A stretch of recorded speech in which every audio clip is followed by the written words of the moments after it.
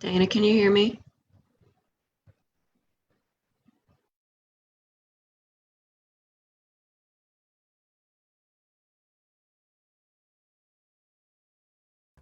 Good morning. Good morning. Good morning. Good morning. Good morning. Good morning. Good morning. Good morning. Morning. Good morning. Good morning. Good morning. Good morning. We will start. Good morning. The class, and I will mute everybody at that point. Okay. Okay. All right. So let's see. I got the chat. Okay. Cool. How are y'all doing? Coping with today's COVID-19? Hang in We there. are in there. I hear you. Slowly. What are some things y'all experiencing? Good morning, Jessica. Good morning, Sam. Where do I sign in at? You're in. I'm talking Just about. so y'all know, Zoom actually keeps a login tab Okay. on all of y'all. So just FYI.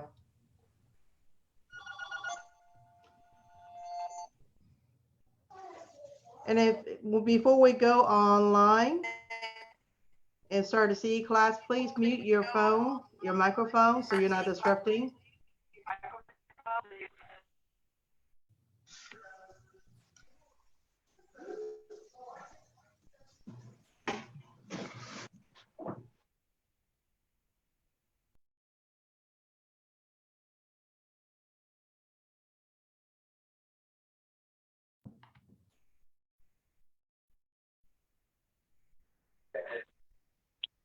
Good morning. This is Tina Hamilton in Atlanta.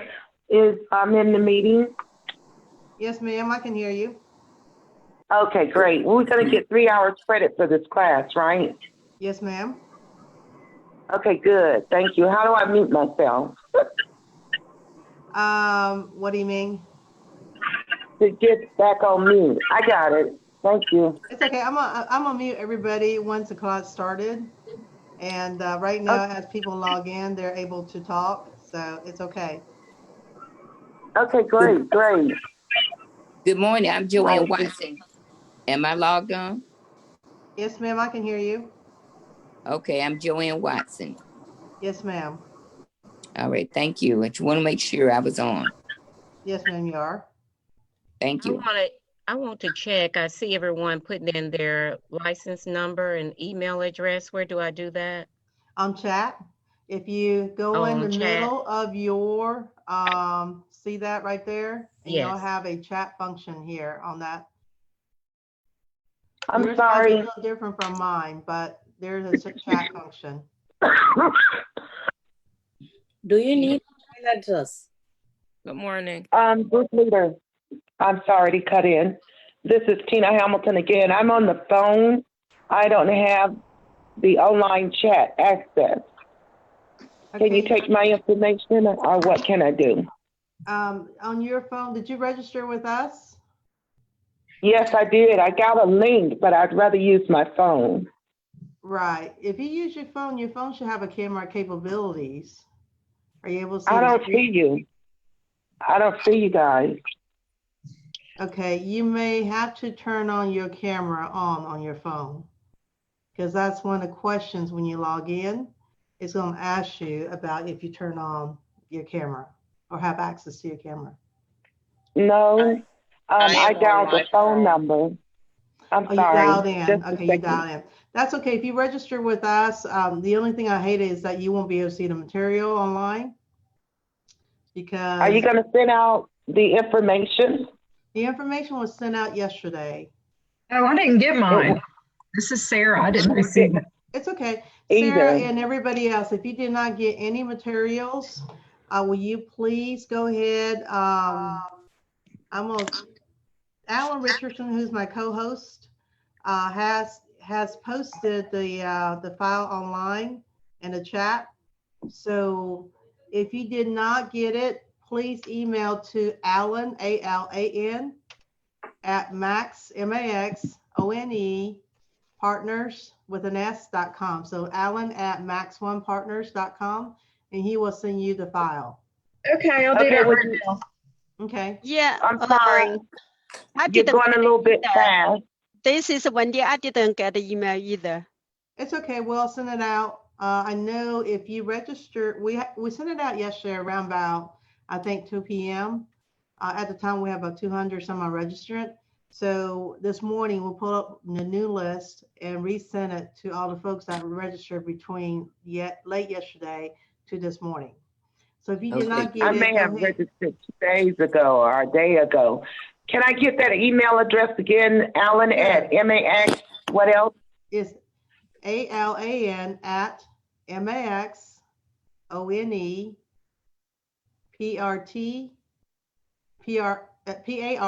partners.com. Okay, that got a little bit confusing. I got Max1, PRT, and what's after that? All right, I'm sorry. It's max1partners.com.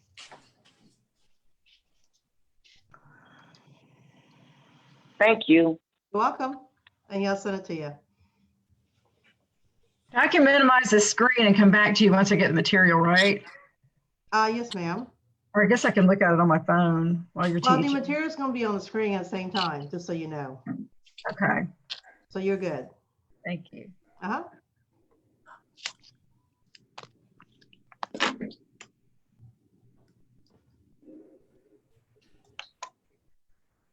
So we got a few more minutes.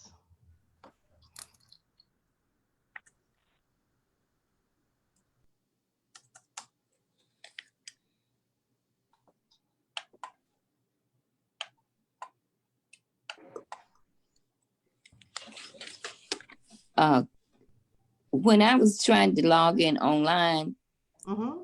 it's asking me to put in my credit card information, but it says 0 charge. Am I supposed to have to put in No, my credit ma'am, card? please do not put your credit card information. Let me go back and see why it's Yeah, okay. if you go, even if you go through our training website and just click on that blue link, not the actual register with Eventbrite. Eventbrite doesn't take you anywhere. Okay, unfortunately, we have to use that system in order to post items online, but there should be a blue link as soon as you see it. Actually, let me do this really quick. It said click to join. Is that the link? Yes, ma'am. Click to join. That's what I clicked. Because I was trying to do it on my computer instead of my phone. So it says it's trying to download. It said click open Zoom meeting if your system download. It's browse org. So we need to turn off the video camera. No, you leave it on. Leave it on? Mm-hmm. Okay. Okay, now say if nothing from browser, click here to launch the meeting or download and run Zoom. So just click here. Yes, ma'am. I'm assuming you need to run the Zoom. If you don't have Zoom in your computer, it won't run.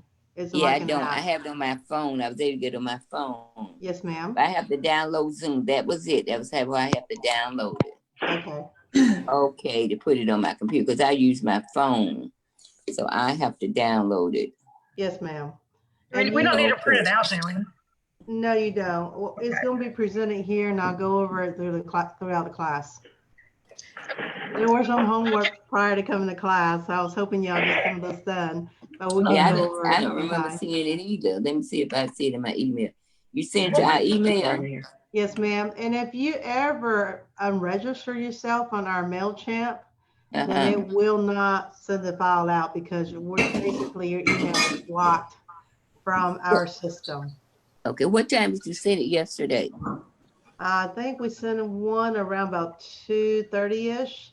And I know that this morning she sent another one out probably about 10 or 15 minutes ago. Just make sure we catch everybody. All right, It is 9:30, so I am start with our CE class. Okay. I'm gonna mute everybody just so you know, okay? 哦， So 我在网上，嗯。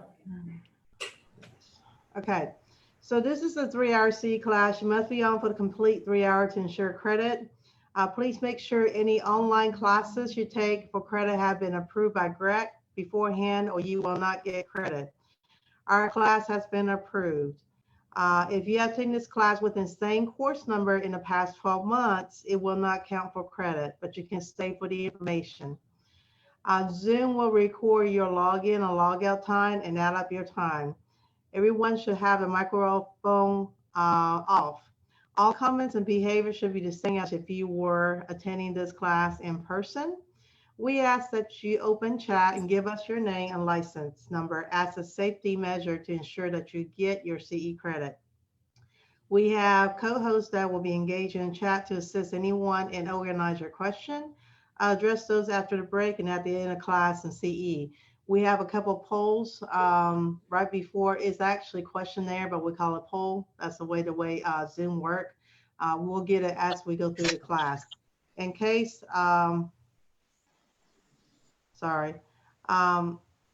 we'll take a midway about 10 break, about 10 minutes. In case you didn't get email with a handout yesterday, we're attaching the handout in the chat area. Alan's going to do that here momentarily. Please be patient and relax. This is quite new to all of us, and we're doing the best to help you guys acquire your CE at the same time educate our community. Okay, so all right, let me get out here. So the code of ethic, our promise of professionalism. There we go. The course objective is to identify key aspiration concept in the preamble to the National Association of Realtor Code of Ethics. We describe the general business ethics and compare and contrast them with the Realtor Code of Ethics. Describe concept established in Article 1, 2, 12, and 17 and possible violation of them. We describe the professional standard process for enforcing the Code of Ethics, including duty to arbitrate. Identify critical element of due process as they relate to the code enforcement, and also identify factors considered by hearing panel in procuring cost disputes. All right, this was actually the icebreaker exercise that everybody should have received. It was actually 17 questions right here. All right, and each one of these questionnaire relate to the article. So these were some of the things that you guys were supposed to have done between yesterday and today. So, and I know some of y'all did not get the, and I apologize as I'm working with multiple screens right now. So if I don't look like I'm looking directly at the camera, I do apologize.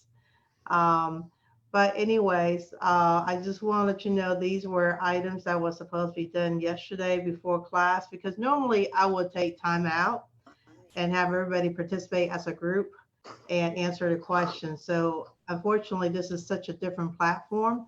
So we have to do it a little differently. So let me pull this file up really quick, and I apologize. I thought I had it all.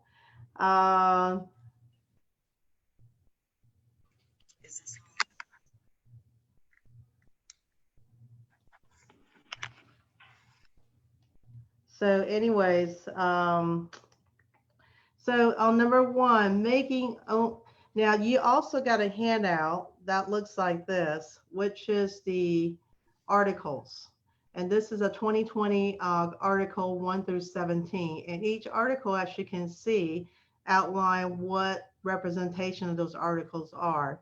So with that said, I'm gonna pop back to the questionnaires. Give me 5 seconds.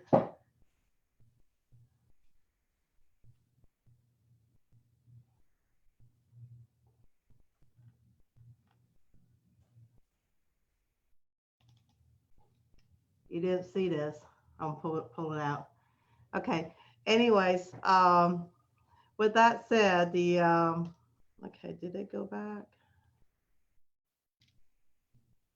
This is not it. I apologize. So the first one is make only truthful and objective statement, which it relates to one of the articles and is actually article number 15. So you'll see me popping back and forth on the article and the questions. And this is not as smooth as it would have been in class. So I apologize once again. All right, so Article 15 says, realtors shall not knowingly or recklessly make false or misleading statement about other real estate professionals, their business, or their business practices. So there's always two sides to every story when you are in a transaction. And sometimes you may not know the agent is being directed under the client's direction to do certain thing. Although as an agent, we have to practice with ethics and do things correctly. But at the same time, and I know if you've been in this industry long enough, there's time you're frustrated to no ends and you just want to pull your hair. But at the same time, you should not knowingly or recklessly make false or misleading statement about other real estate professionals, okay? So number one question relate to Article 15. And you guys have a copy of this, so you can read the rest of the standard practices. Because if I was to take this class and read the entire thing, it will take, just the article itself will take probably the entire class. So I'm gonna let y'all do that. So in your handout, you can write in 15 on it. All right, number two, avoid the unauthorized practice of law.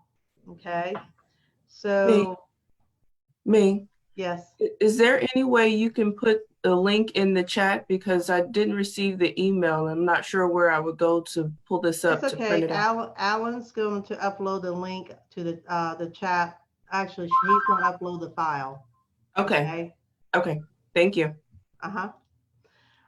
So the so number, let's see, and it's easy. And I'm gonna tell you, webinars are so easy getting sidetracked. So number two, the question is avoid the unauthorized practice of law. Okay, and that actually relates to, whoa, excuse me, article, now how do I get rid of this? Never mind, 13, where it says realtors shall not engage in activity that constitute the unauthorized practice of law and shall recommend that legal counsel be obtained with the interest of any party to the transaction requires it. Now, how many times have your client asked you a simple questions and you just answer based on your experience? I know I have. And what you don't realize that can actually get you in trouble. Okay. So if you don't engage, like, okay, for example, on a listing, when you go to a listing and a seller asks you, can you give me an appraisal value in my house? If you use a word appraisal and you don't have an appraisal license, you can get yourself in trouble. But what you need to say is that I can give you a broker price opinion based on what the market is doing currently and give you a estimated value of what I think your house is worth. That would be the correct answer. But if you were saying, oh yeah, I can give you an appraisal value of your house based on the market status, when you don't hold an appraisal license, that's going to get you in trouble. So, so don't answer a question as you're the subject expert, expert person when you don't hold that license in that particular position. Okay. All right. Any question? If you have a question, please put your question in the chat, and I will try to diligently look at it if I can. If not, Alan can help you out in answering some of the questions. All right. Number three, participate in professional standard enforcement. Okay. That is related to article number 14. So if charged with unethical practice or asked to present evidence or to cooperate in any other way, in any professional standard proceeding or investigation, realtors shall place all pertinent facts before the proper tribune of the member board or affiliate institute, society, or council in which membership is held, and shall take no action to disrupt or obstruct such processes. So if you are charged with an unethical practice or asked to present evidence of cooperation in any professional standard proceeding, hearing, investigation, you shall place all the facts, okay? Not hearsay, not personal opinions. For the board, they're going to look at what's factual, not emotional, okay? And that's how you should deal with a lot of these issues. I know sometimes when it comes, of course, it's never an issue until money's involved. So what is earnest money or commission, you got to look at the facts, irregardless how you feel who should get what, or if your client's situation has changed and you feel like your client should not be penalized for that. But the fact is, these are the contract and these are the guideline for certain things, and therefore you cannot cross and change the contract because your client's situation has changed. So, but anyways, just want to let you know that, okay? Like I said, once again, if you need a handout, please email Alan at max1, the one is spelled out, partners.com. And Tammy and Alan, you might want to type that occasionally in the chat room so people can see it, okay? They're my co-hosts. So number 4, keep client fund in separate escrow account, okay? All right, so number 4 is actually related to article number 8. So, all right, article number 8. Realtors shall keep in special account in an appropriate financial institution, separate from their own funds, money coming to their possession in trust or other persons, such as escrow, trust fund, client money, and other like items, okay? So most your broker has, well, let me back it up. Some brokers do not have escrows, okay? But most your brokers do hold escrow. I can tell you 9 out of 10, they're not going to let Realtor, the agent, have a separate escrow account unless they just have a massive portfolio. Even then, the agents are responsible reporting those trust accounts to the broker on every quarter. So, and because the liability is so huge with escrow that we as a broker do not allow escrow outside of our firm. So if you, let me ask you something really quick. If you have a client that you've been working with all weekend and you know they're leaving Sunday, and of course, today's situation is a little different, but on the normal standard practice, let's say their flight's leaving out 6 o'clock. They finally found a house around about 4, and they're in a hurry. They gave you $1,000. So here's my earnest money, cash. What should you do? Well, the obvious question is, take your client to a Quick Trip, to Kroger, whatever it is. Let them purchase a money order. Because if you, just for a couple of things. One, the lender is going to see where the money is coming from. If the lender cannot trace the earnest money, then it cannot be accounted for in the loan process. And 2, when you have, most of your brokerage rarely accepts cash, okay? So when you try to convert that cash into a money order for your client because you're such a nice agent and you know they're in a time stretch and all that jazz, what you have done essentially is you have commingled a fund. And what that means is that you have changed the origination of that money to a different form than what it was originally presented to you. So don't do that, okay? Just make sure you go to QT, Walmart, Kroger, Western Union, get that cash converted. So don't commingle any funds. And just so you know, even if you have a retainer fee, admin fee, withdrawal fee, whatever fee it is that, that the clients pay you, make sure it's paid straight to the brokerage, okay? As an agent, licensed law dictate you cannot receive money from any client without running through the brokerage first. And based on your independent contractor agreement, whatever brokerage will take it in and, reimburse less whatever fee they charge based on your independent contract agreement. Okay. So hopefully that helped with some of the questions, if any. All right. Number 5, receive compensation from one party only with informed consent. Okay. So we had questions about that in the past, and that's actually related to article number 7.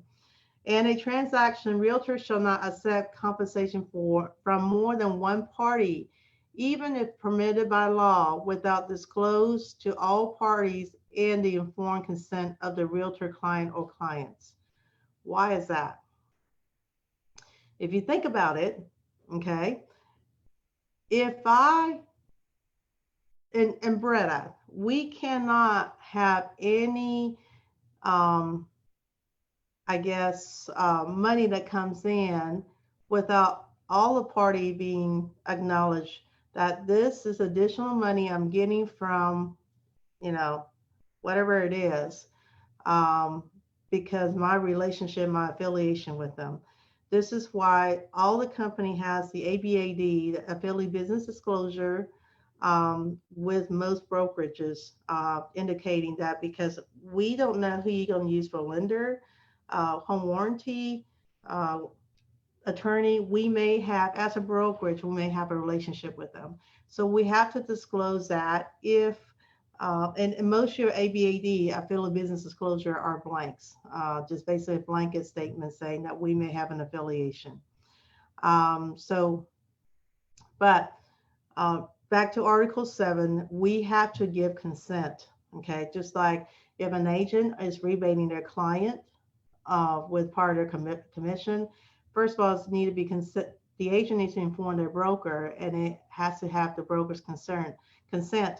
And 9 out of 10 with new construction, I do know that they require us to send a letter stating that we consent our agent to rebate back the buyer. So this will prohibit any conflict of interest as well as any money being slid underneath the table for a transaction to occur. Okay. So any question? If you do, please put in chat. All right. Number 6, respect exclusive relationship. This is so important, y'all. I'm flipping back and forth. Sorry about that. So number 6 relate to article number 10. How many times have y'all had clients and then someone tried to jump in between you and your client at the last minute? Of course, none of that happened to any of y'all, right? So number 10, Article 10 deal with realtor shall not deny equal professional service to any person for any reason. I'm so sorry. I apologize. It's Article 16. I can't read my own handwriting, so let me go down. Okay, there we go. That looks more right, like it. Realtor shall not engage in any practice or take any action inconsistent with exclusive representation or exclusive brokerage relationship agreement that other than realtor have with clients. Okay. A lot of time you cannot try to sway a buyer to leave their agent because you feel like you can service them better. And I know that y'all have in the past heard from, potential clients says, my agent never returned my phone call. They gave me these lists when I asked for showing. They refused to take me, saying that I need an appointment, yada, yada, yada. And I know you're in service, we're in the business of service, okay? And you want to help your client, but you cannot break or tell the client how to break that relationship just so you can obtain it, okay? That's a big no-no, okay? Just as some selling agent in the past that I have known, because they knew my seller, decided to present the offer directly to the seller. Okay, that's a big no-no, y'all. Can't do that. Unless in the private remark, it says there are agency out there that does what we call flat fee listing. All they do is put the MLS, the property on MLS, provide a lockbox and a sign, and that's all they do. And you can actually negotiate directly with the seller. So if that's the case, then yes, you can present the offer to the seller. Okay, but if it's not the case, you cannot present an offer to the seller. So you need to respect the exclusive brokerage agreement. Okay, because a lot of time it can get you in trouble when you jump over the agent who's supposed to have fiduciary duty to their client, and then you just basically try to, I don't know. And I know sometimes it's the timing, and it's frustrating sometimes when you submit an offer and there's no response on the other side. And I can tell you 9 out of 10, if you would just CC their broker, if you get no response, CC their broker, say, I submit this offer on this day. I have no response from your agent. Please advise what is the seller's intention, or should we move forward with another property? And 9 out of 10, when you give a seller or a broker a notice, that's going to be returned fairly quickly. Okay. All right. So I don't know how to get rid of these marks. I apologize. Number 7, cooperate with other broker. All right. Don't laugh at me, Alan. That is article number 3. Let me pull up article number 3.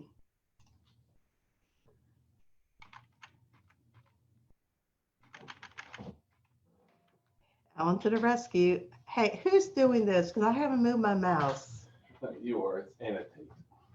Oh, so sorry. Here, I'm going to help you. There we go. It's a little bit crazy kind of thing. Oh, where's your...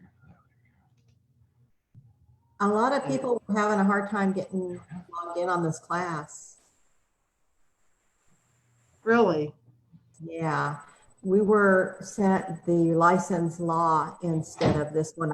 I actually looked back to when I registered for the class to get on just now. So that's why I'm just getting on now, is we didn't have any to get on except for the license law. Okay, if you look at the old link, that's how I got on, was the old link of when I registered, but we didn't, the stuff that was sent to us this morning was license law instead of code of ethics. Code of ethics. I do apologize. I know Dana is going to teach license law as well this Thursday. So if you click on Dana's link instead of mine, that's going to be an issue because it's 2 separate classes. Okay. We actually sent out yesterday around about, I think 2:30 for this class. So do look at your receipt for any email. Make sure it is a correct class that you're trying to link in, because Dana did send out a license law bonbon this morning, and it's different from what we sent out yesterday. And I too had signed up for this eons ago, like 3 weeks ago. Okay. And this is the link I got. So. Okay. Tammy, you want to address that with Nancy, because Nancy's the one, I believe, the one sent out the link. So if I'm not going to get credit for it, should I just log out? Did you just came in? Yeah, because I sent the wrong link. It's okay. We will address that later. Okay. Just type in your license, your name and license, and just reference to that. Okay. Thank you. Am I clicked in? Am I clicked in for this class too? Like, yes, ma'am. I'll mute you all. Please mute yourself. Okay.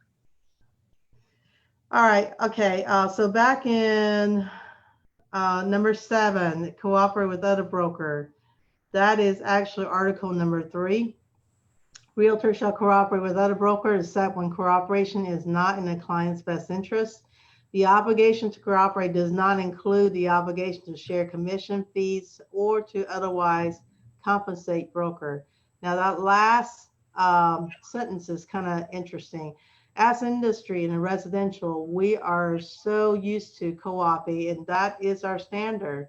But when you practice commercial, that's not the case.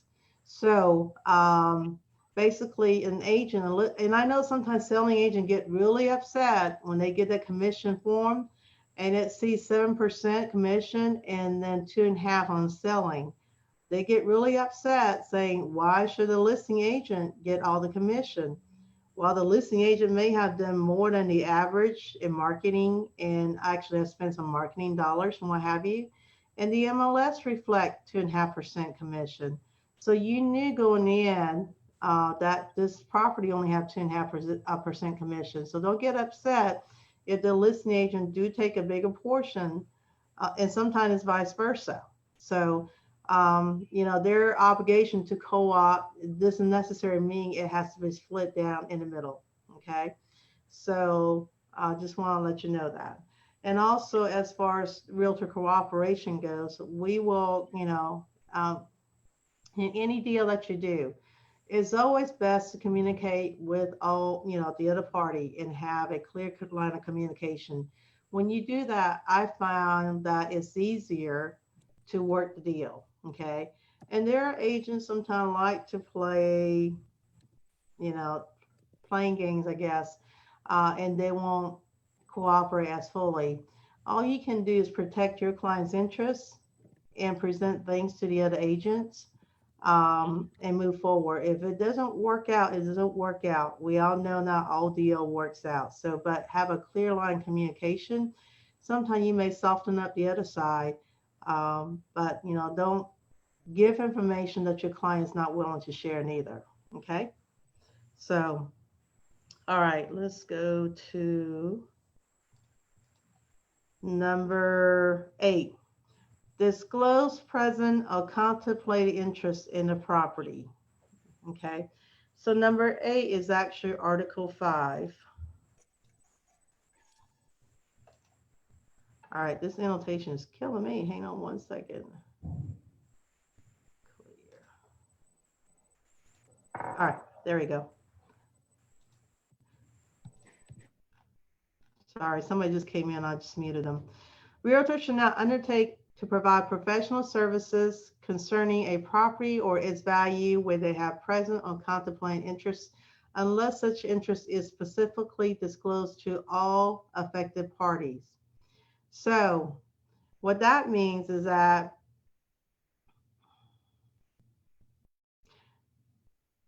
if an agent isn't, there's oftentimes agents are investors, okay?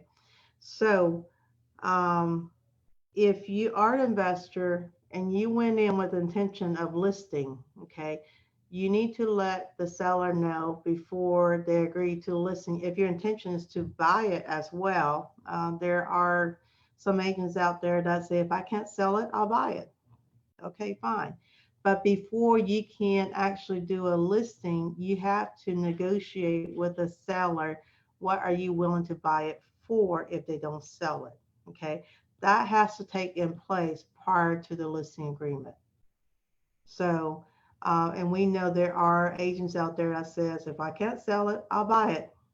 So anyways, just want you to know the purchasing portion has come first before enticing the general public into the listing agreement. Okay. All right. Okay. Treat all party honestly. Okay. And that is article number 1.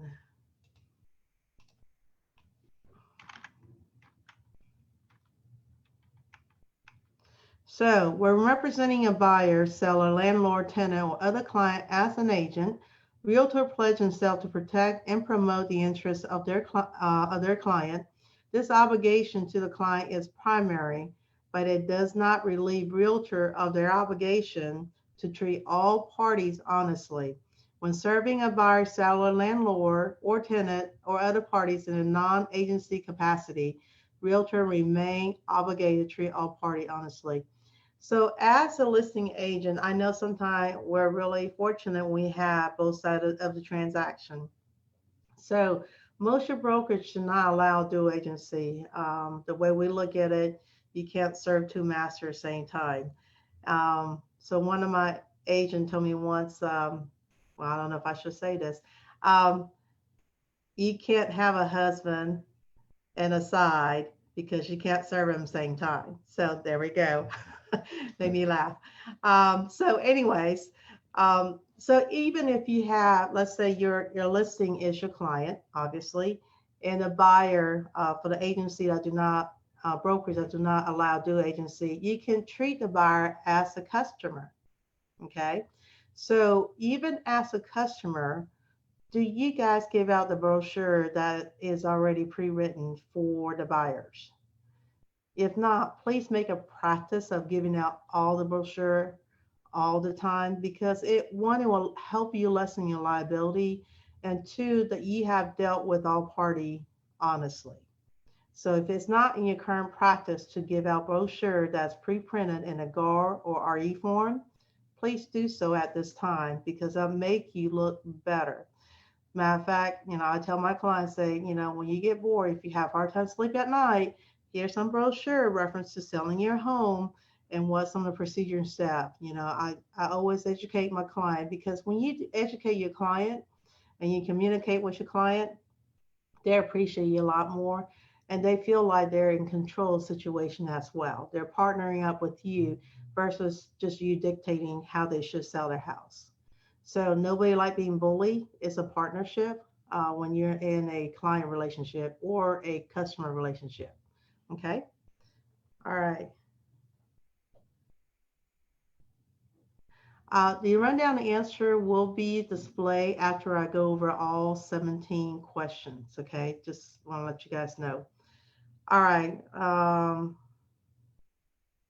Number 10, arbitrate contractual dispute. And that's actually one of the biggest articles in Code of Ethics. It is article number 17. Sorry, my screen's on. I know you're like, oh, slow down. Okay. In the event of contractual dispute or the specific non-contractual dispute as defined in the standard practice 17-4 between realtor principal associated with different firm arise out of their relationship as realtor, the realtor shall mediate in dispute if the board requires its member to mediate. If the dispute is not resolved through mediation, or if mediation is not required, realtor shall submit dispute to arbitration in accordance with the policy of the board rather than litigate the matter. So as a realtor board member, you cannot litigate before you arbitrate. Just remember that, okay? A before L, there we go.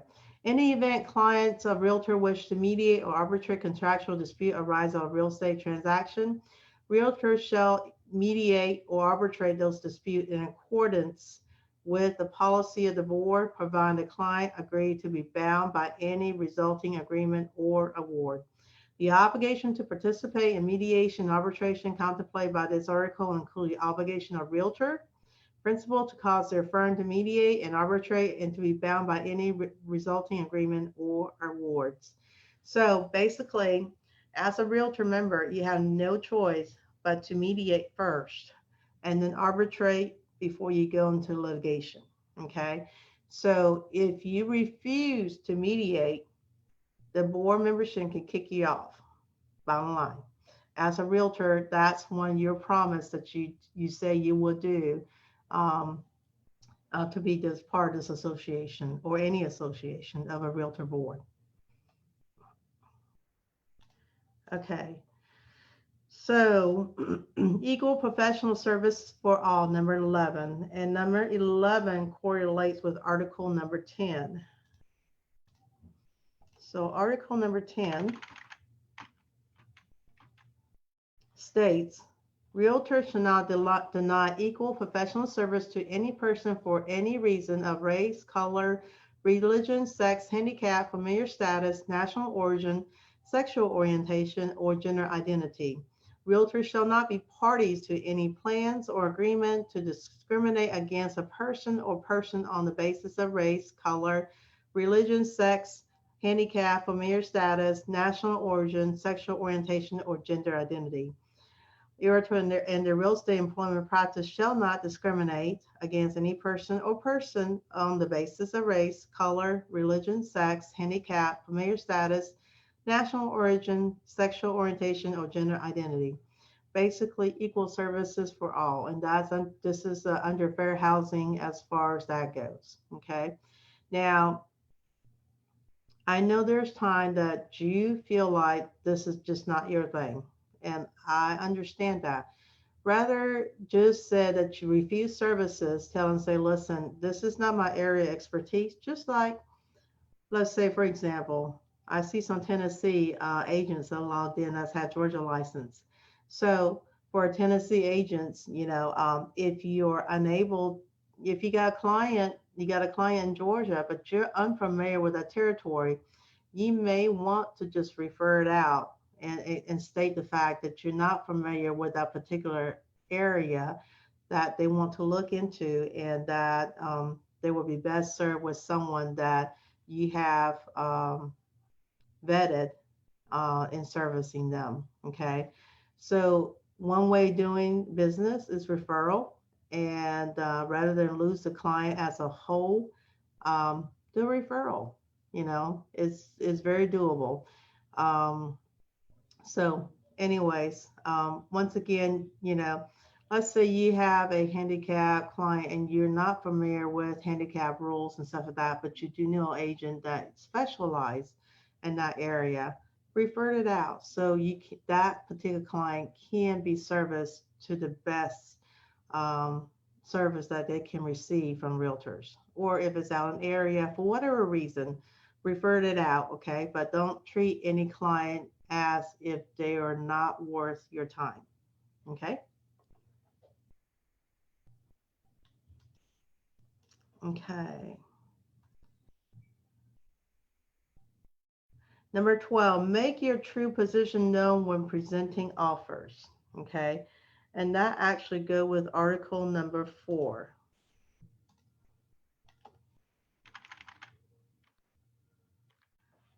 There you go.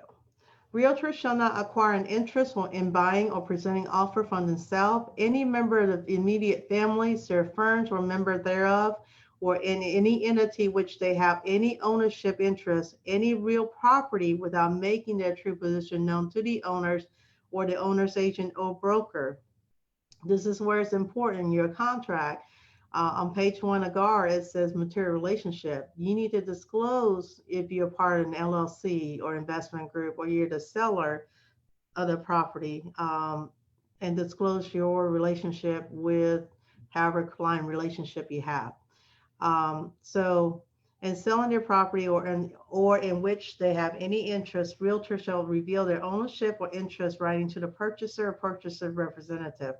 So as an agent, if you have a property that you are listing, make sure you put agent owner on your yard sign if you're going to have yard sign. If not, it's a violation of license law. So make sure you do that, okay? Always disclose your true position. Even if you're an active agent, you still have a real estate license, you have to disclose that as well, okay? For the folks that have surrendered a license, no, because they no longer have a license in real estate. But as an inactive agent, you still have to disclose. And a lot of people think, well, I'm inactive, so what's the big deal? Well, disclosure, disclosure, disclosure, okay? Always the best policy. Okay, number 13, be competent in your field of practice. All right, so and number 13 goes to article number 11.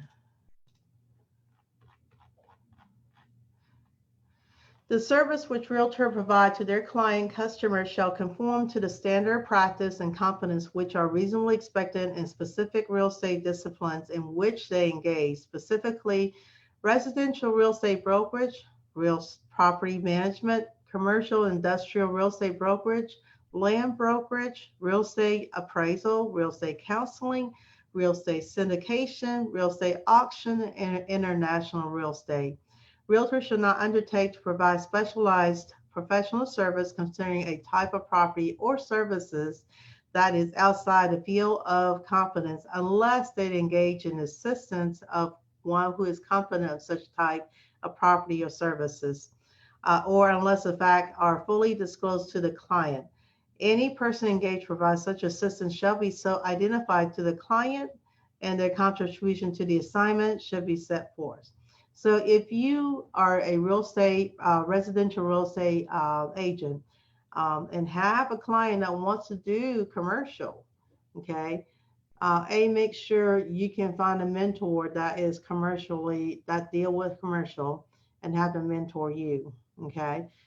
If you cannot, if you don't know commercial, if you want to learn, find somebody in your company that is able to mentor you. If not, refer them out.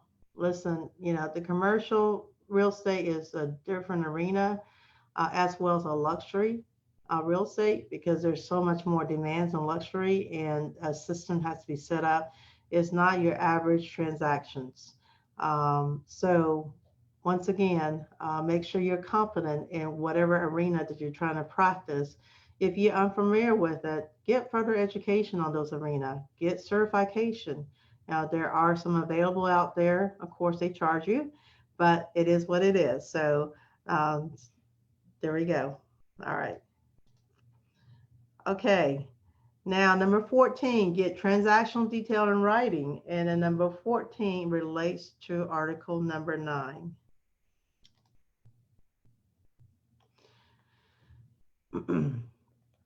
So, Realtor, for the art of protection of all parties, shall assure whenever possible that all agreement related to real estate transaction, including but not limited to listing and representation agreement, purchase contracts, and leases, are in writing in clear and understandable language, express the specific terms, conditions, obligations, and commitment of the parties. A copy of each agreement shall be furnished to each party to such an agreement upon their signing or initial. Okay. So how many times have y'all tried to do a contract because you have a relationship with the other agent, you've done multiple transactions with them, and you agree, you knew each agent knew what their client is able to take and not take, what their limits and thresholds, and you just kind of verbally agree. And next thing you're sitting on the other end trying to figure out, hey, when is that amendment coming over? And never got to you, and you're wondering what's going on. So this is why we put everything in writing. Don't assume a verbal is good. Unless it's in writing, it will not hold up to the court of law, y'all. So please always get things in writing. Even your guard contract, it says everything has to be signed by the parties. And as a realtor, we cannot bind our clients. Only the clients can bind themselves. And we're the conduit for that binding agreement. Okay. All right. So number 15, disclose pertinent facts. Okay.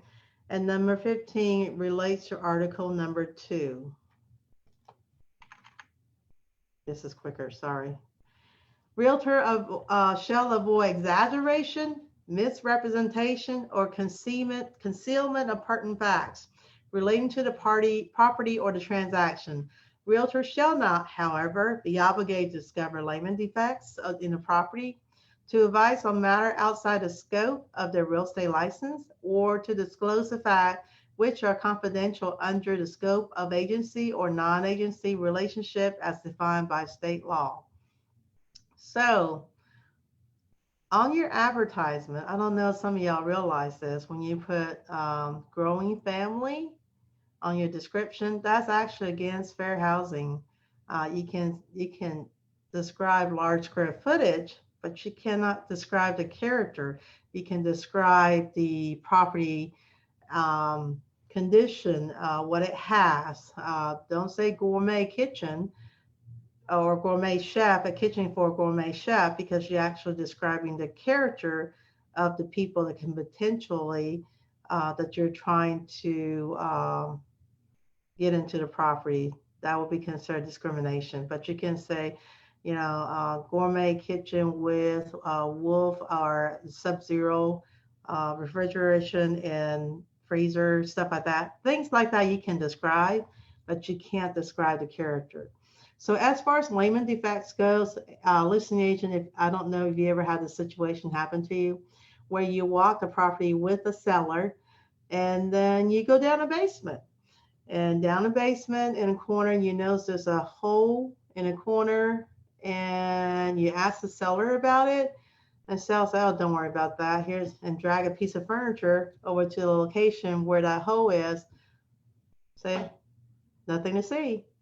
As an agent, let me tell you, ask your client to disclose that layman defect. If not, run. Don't take the listing. That listing is not going to be worth your license, because if the seller won't disclose, you have to disclose. And you know, if that's a situation you're in, it's going to be a long, hard road, because the negotiation process is going to be even harder with a particular seller. So if you know of any layman defect, you have to disclose or not take the listing. Okay. And then, no, it's not our job to discover layman defect, but if you know about it, you have to disclose. All right. So number 16, we're almost there. Disclose financial benefit from recommending product or services. Okay. And that is article number 6. All right. Realtor shall not accept any commission, rebate, or profit on expenditure made on their client without client's knowledge and consent. When recommending real estate products, services, example, homeowners insurance, warranty program, mortgage finance, title insurance, etc., Realtor shall disclose to the client or customer to whom the recommendation is made any benefits or fee other than real estate referral fee the Realtor or Realtor firm may receive as a direct result of such recommendation. So back before, I guess, the market crashed, a lot of us were doing home warranty that was ordered by selling agent because we get a rebate back from the home warranty companies. So that kind of has stopped at this point, but you know, because the home warranty companies somehow, some of them do have a really pretty good legal team, and now they call it a service trip instead a rebate for warranty that's ordered through them. So if that's the case, it's not a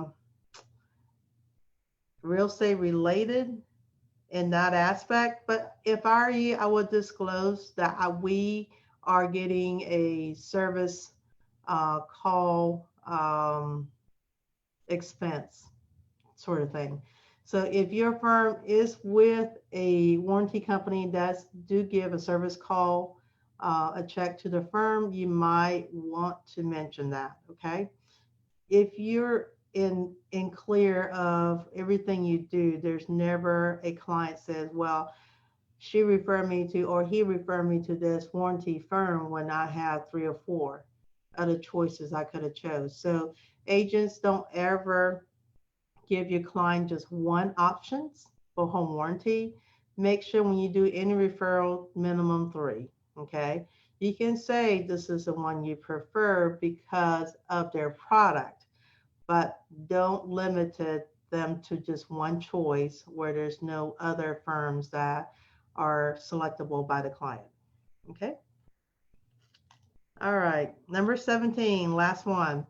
Painting a true picture in advertising.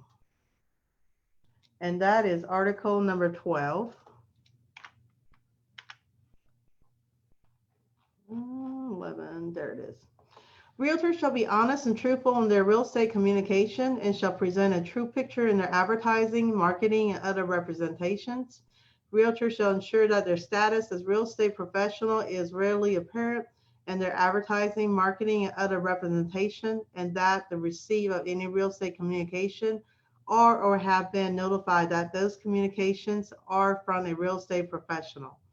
So when you advertise anything, it's got to be a true advertising, and by GREC rules, if you advertise a specific property, you need to ensure that you have the broker's number on there of the same frequency and prominence as yours.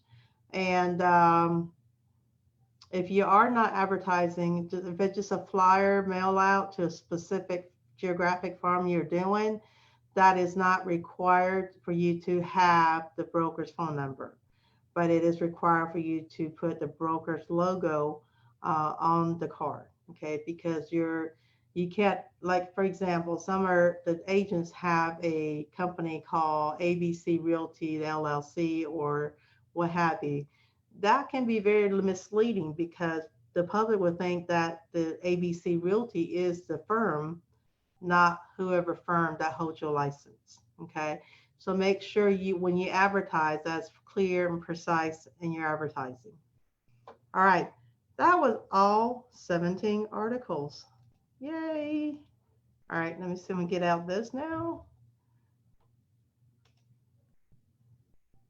Okay. So back to page 4. That's a lot. All right, here's all your answer to the pages. So I'm gonna give you about 2 minutes if you want to do a screenshot of it or what have you from your phone, so you have the information.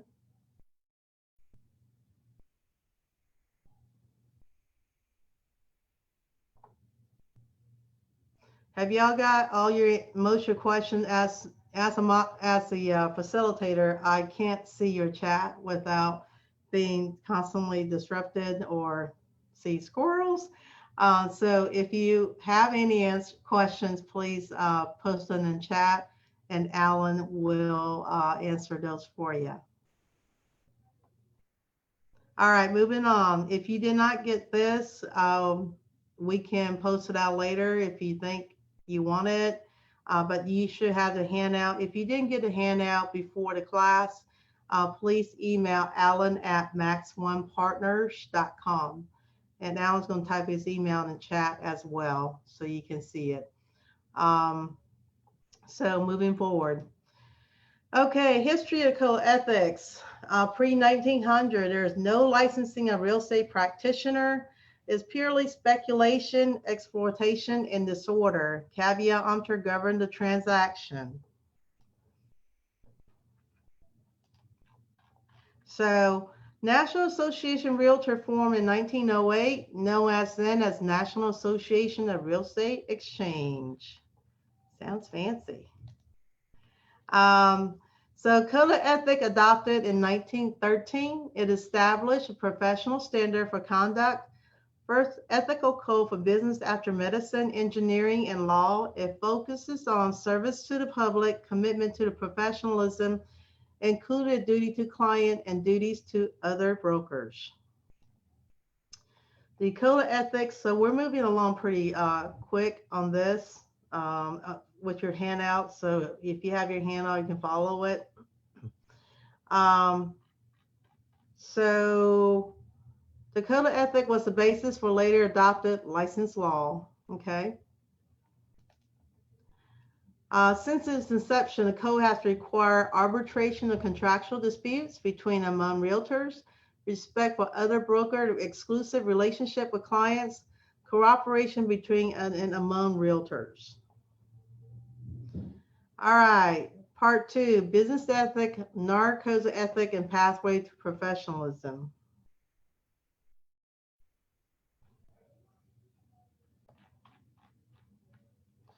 All right, in a business section, we have industry code, company policy, individual moral value, and business ethics and legal standards.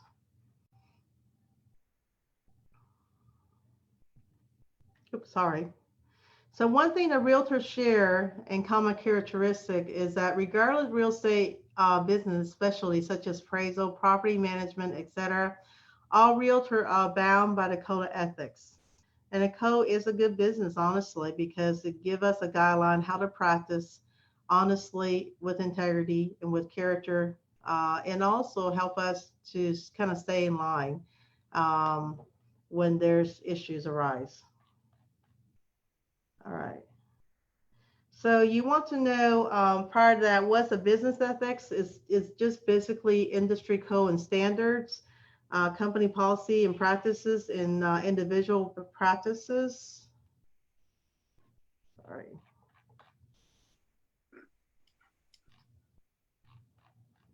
All right, the preamble of the code of ethics under all is the land, and the golden rule is whatever ye would that all others shall do to you, do ye even so to them. Yeah, that's a tongue twister. But basically, treat others as you want to be treated yourself, okay? And in your handout, there's a long items in there to talk about preamble concepts of the code. So we'll go over that. So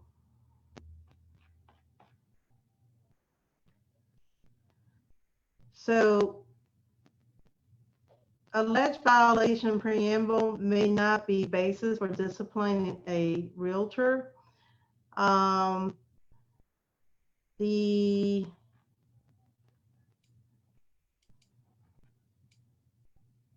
Sorry, I'm trying to look at a couple of different slides.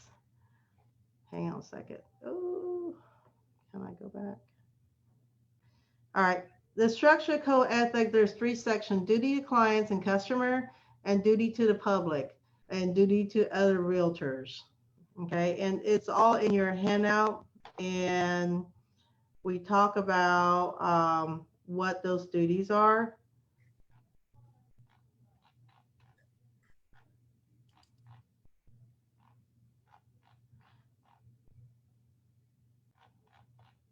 I kind of skip a lot of stuff, and I do apologize because the slide is a little less than the actual handout. And so I'm trying to catch up with my handout right now. And let's go back to the pathway of professionalism. And unfortunately, I do not know how to move this slide back and forth without. Sorry. It is new, so don't laugh. So the pathway to professionalism, one of them is respect for the public. So, and respecting the public, what we mean by is following the golden rules. You know, when an agent call you, please respond back to them. Don't make them wait, because when your call is delayed, you might lose a good potential buyer because your call is delayed. So if communicate with all parties in timely fashion. When entering property, ensure that unexpected situations such as pets are handled properly. So listing agent, make sure that when you list a property, if there is a pet, please disclose that. And also never criticize property in presence of an occupant, okay? Sometimes, unfortunately, well, with COVID-19 right now, a lot of your sellers are at the house when you come and show the property because the seller do not want to go out. They'll move from room to room to room. So please, before you bring your client into the house, educate them. Right now, there's so much Nest Protect, Ring, whatever you call it, all these technology. When you walk in, the seller can hear your audio and can see your video. Okay, so make sure that you consult with your client, not to say anything derogatory, not to make any comments until you're outside our house in the driveway if they want to talk, or they can talk to you in between showing the houses via phone. But don't make any negative or discriminatory remarks while you're at the house. It can get you in trouble. Maybe somebody just came back in. All right, so leave your business card when you show the house. okay, so that the client can see that you've been there. Present a professional appearance at all times, dress appropriately, and if occupant or home during showing asks for permission to before you use the bathroom, okay. Encourage the client or other broker direct questions to agent representative. Don't, I know sometimes buyers and sellers, when they get into a room, the buyer just start blasting off questions. Just ask your client to ask the question towards you so you can redirect those with the other agent as, respect for our exclusive brokerage agreement. Communicate clearly. Don't use jargon or slang that may not be readily understood. So for us as an industry, there's certain terms, T&R, we know what that is. We know certain things that, ATAC, a lot of people are like, what the heck is that? Just spell it out, okay? Be courteous to and respectful to everyone. Be aware and meet all deadlines. So this is one of the probably most critical matters sometimes is the timeline, and make sure you're able to meet them. So promise only what you can deliver and keep your promise. Okay. So identify your realtor and your realtor status in contact with the public. Do not tell people what you think. Tell them what you know. Okay. And that is respect for the public. Now, respect for the property is that, let's say it's a rainy day, don't run across a yard, because when you do, it's going to track grass and it's going to track in a house that the seller has worked really hard to maintain. So always walk around the sidewalk and what have you, or even when it's not raining. Okay. When you show property, try to keep the group together so you don't have everybody in different rooms, especially right now with COVID-19, try to make sure that everybody, matter of fact, I have some clients that are asking when a client walks in, requesting to wash their hands at the sink, just to protect them and also the occupants, the seller. So never allow unaccompanied client access property without permission. Okay. Agents, please don't, I know some of you during downturn market, and may have given codes to your investors and show property that you knew, or REOs, vacant, and what have you. Please don't do that. Make sure you accompany a client to the property, okay? Because what happened is that if, let's say you call the listing agent, schedule appointment for your client at 2:30, you didn't show up, but your client was there, and then something's gone wrong, or there was, let's say, a hole in the ceiling, who's going to be accountable for that? So just if you're there, you're as a witness, and you know what's going on. Okay. When the occupant is absent, leave the property as you have found it. If you think anything's amiss, like a vandalism, there was one showing that I show at one point, the back door was wide open. So I called the listing agent immediately and let them know it was an REO at the time. I'm sorry, REO stands for foreclosure homes, basically, from banks. And so I called her and said, hey, listen, your back door is wide open. So the agent was very thankful and got someone back out there to secure the door.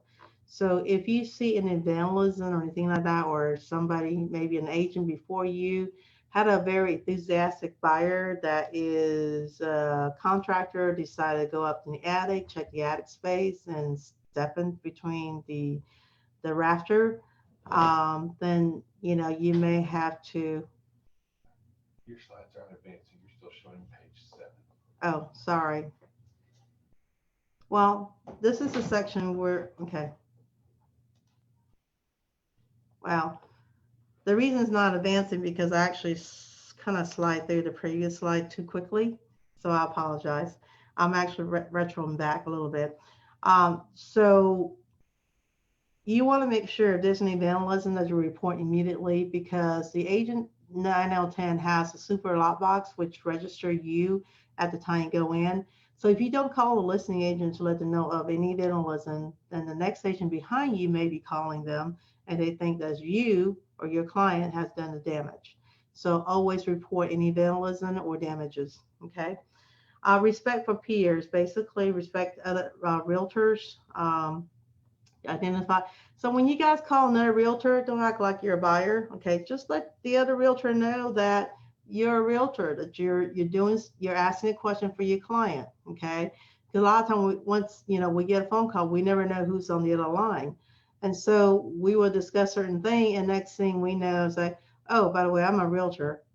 Okay, don't do that. Just be upfront with your status, and that's respect for your peer.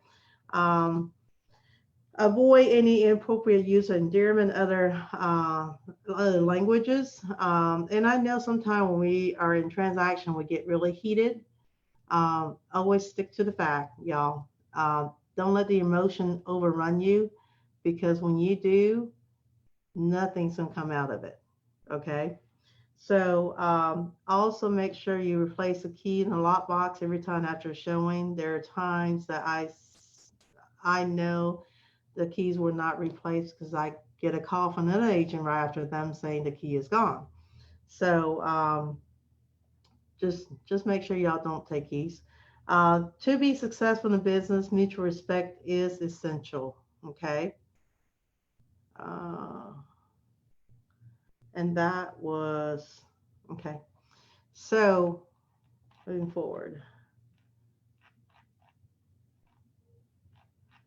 So the code of ethics typically is, okay, so we talk about clients, customer, public, and realtors. Okay, so the code of ethic on Article 17, this is probably one of the biggest area of the code, because it's never an issue until money's involved. And Article 17 deals directly with a arbitration and mediation. So, so Article 17 basically states each section is comprised of articles which are broad statement ethical principles.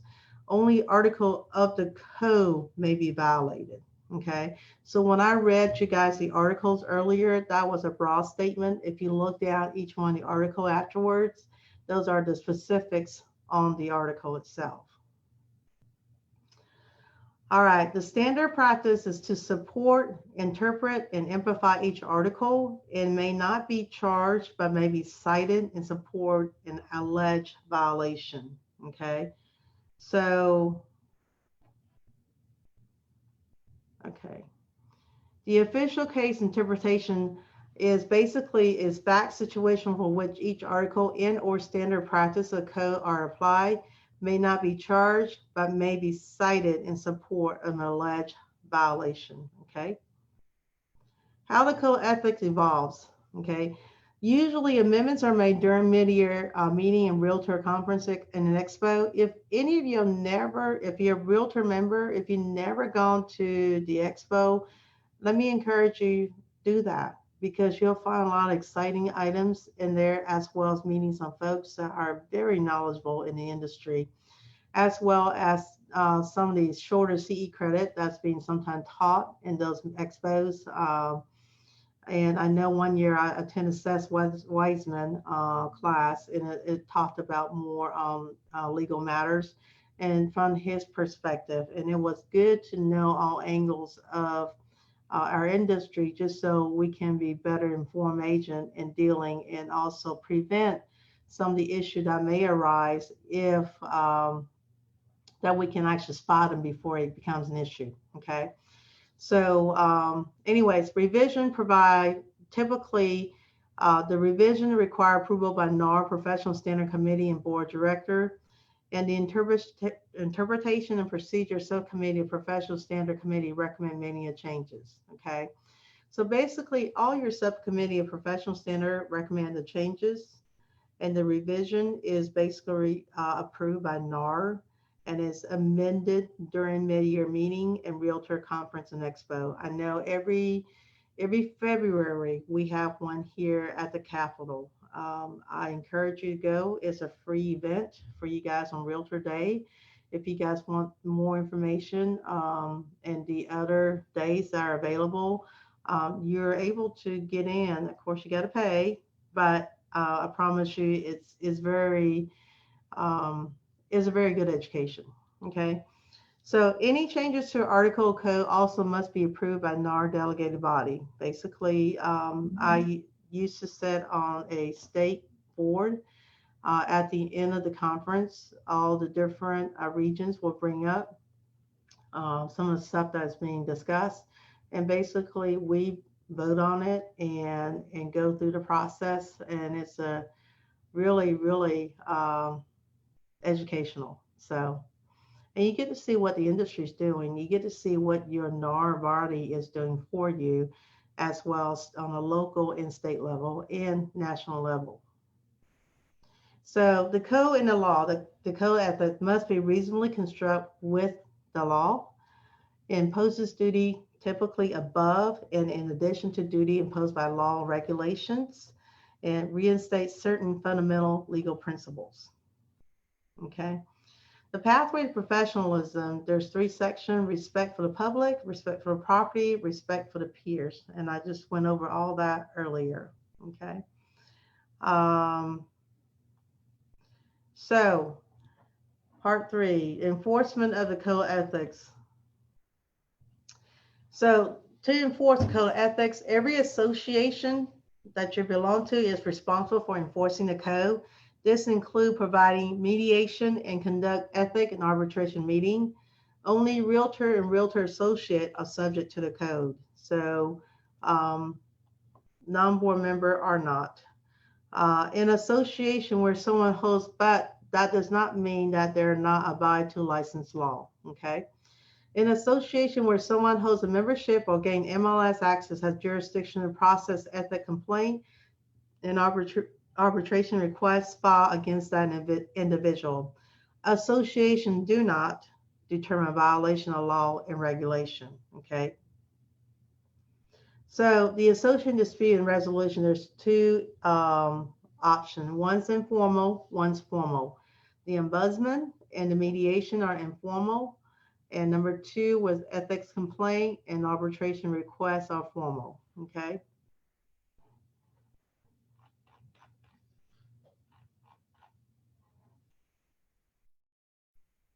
Sorry. Okay. So the informal dispute resolution ombudsman program is only available if offered by your local association. It is a voluntary process. Ombudsman may be field and respond to inquiries and complaints, solicit responses, and meet with disputing parties. Dispute and reserve the right to file formal ethic complaints, okay? So you do have the right, but if the ombudsman is available, go to that route. So the ombudsman's function, or sometimes called mediation, the primary role is communication and conciliation, not adjudication. Adjudication does not determine an ethic violation. It basically anticipate, identify, help resolve misunderstanding or disagreement before dispute or unethical conduct charges arise. Okay, so sometimes I know when I'm in a transaction, if I'm already got a perceived notion of certain things, I'm gonna make a judgment call before I hear the other party out.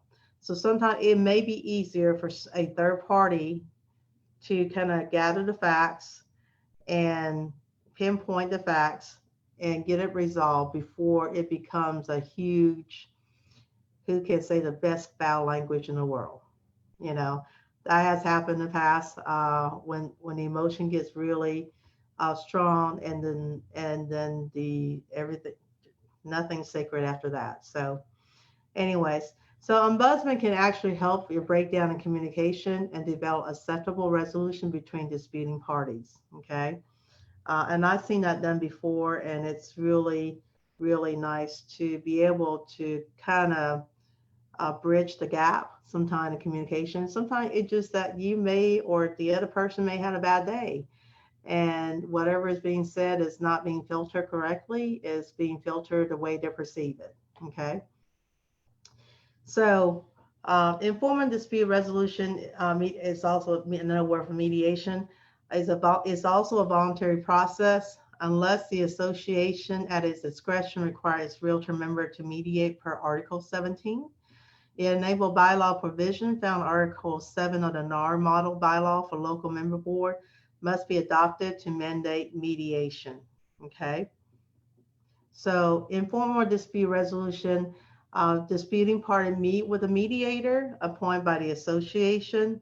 Party create mutual acceptable resolution of the dispute rather than go on before sorry, someone just came in, before arbitration hearing panel. So mediation is still the preferred technique for a lot of realtor board. So there we go. All right. So okay, mediation must be available to all realtors, may offer before or after grievance committee review. If offered before, must offer again after grievance committee determined matter is arbitratable and forward on to a hearing. All right, so if a resolution is reached, party can sign an agreement, contain the terms and settlement, and no arbitration hearing is held. Typically, when we have this issue, it is around commission, okay? If there's no money involved, we won't be an argument, bottom line. But if there's money involved, there's always an issue. So, all right. So this is the break between mediation versus arbitration. As you can see, mediation is very low cost, low delay, maximum range of solution. Party controls outcome. Both parties. You may have uncertain disclosure, but it does improve and maintain relationship. Where arbitration, there is a cost, okay? You're taking out somebody else's time and the board, and their time is money, just like yours. There may be a moderate delay because whoever is sitting on the arbitration may have a tight schedule, and you may have to get on their schedule. And it's either you win, you lose, or you split. Okay, those are the three outcomes. Okay, and the arbitrator controls the outcome. So basically, you're taking the matter out of your hand at that point. And there's a definite closure, because once an arbitrator says this is how we're going to do it, we're done. Okay, and it also may harm relationship. Because what I feel like we should have done this way. Well, both of you guys gave up control when you decided to go in arbitration, just so you know. Okay, so that's the difference between mediation and arbitration. And as a realtor board, is offered 9 out of 10. Now, some smaller board may not have a mediation process. You go straight to arbitration. But before you get to that point, try to get your brokers involved. And I'm sure brokers out there is like, oh, no. But anyways, try to get your brokers involved, because sometimes your broker as a third party can look at it from a very objective standpoint of view and not be emotionally involved. And they'll let you know if you're not right or you are correct. But the broker is always going to look at what is presented and the evidence of black and white, what's written. Okay. Now, what can supersede that sometimes is that even if it's written, but the party both decided to add something else down the road after the expiration of a certain time period, then it is perceived upon that both parties have gone beyond the prior deadline and agreed to move forward. Okay. So it's not just in black and white. Sometimes it's based on the action of all parties, that how they proceed after the fact may change the outcome of that course. Okay. All right. Who can file an ethics complaints? Yeah, remember? Is realtor or any realtor member, any principal, your client can file complaints on you. Anybody who's involved in a transaction can file complaints. Okay. Okay. Grievance committee and ethic. Is there a potential, what they're going to look at, is there a potential violation of code of ethics?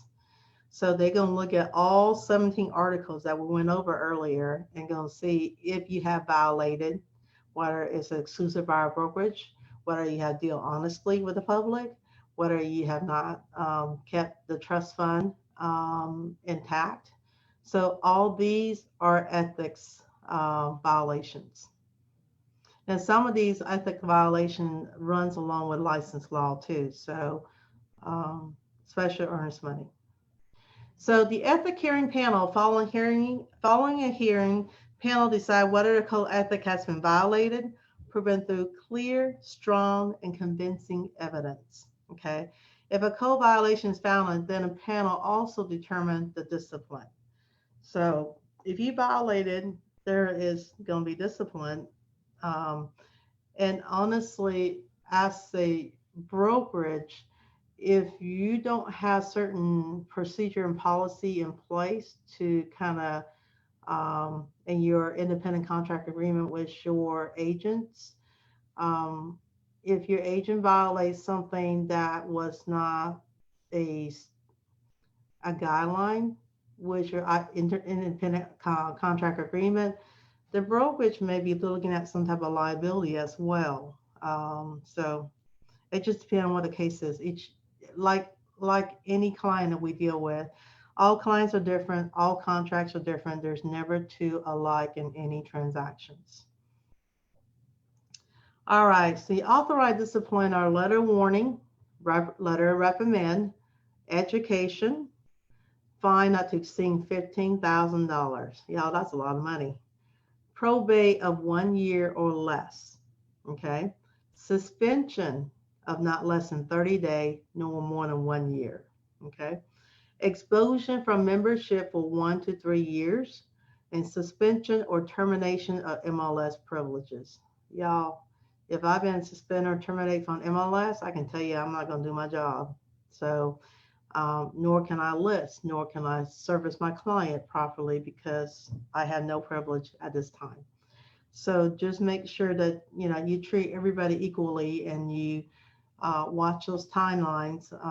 And sometimes we all make mistakes. So I just pray that the mistake you make is correctable and learn. Just make sure before you get there, talk to your broker. Say, hey, I got a potential situation coming up. This is what's going on. Don't give your broker bits and pieces, give them the whole scenario. Because when you only give them bits and pieces, they can only guide you through the bits and pieces, but not the entire process.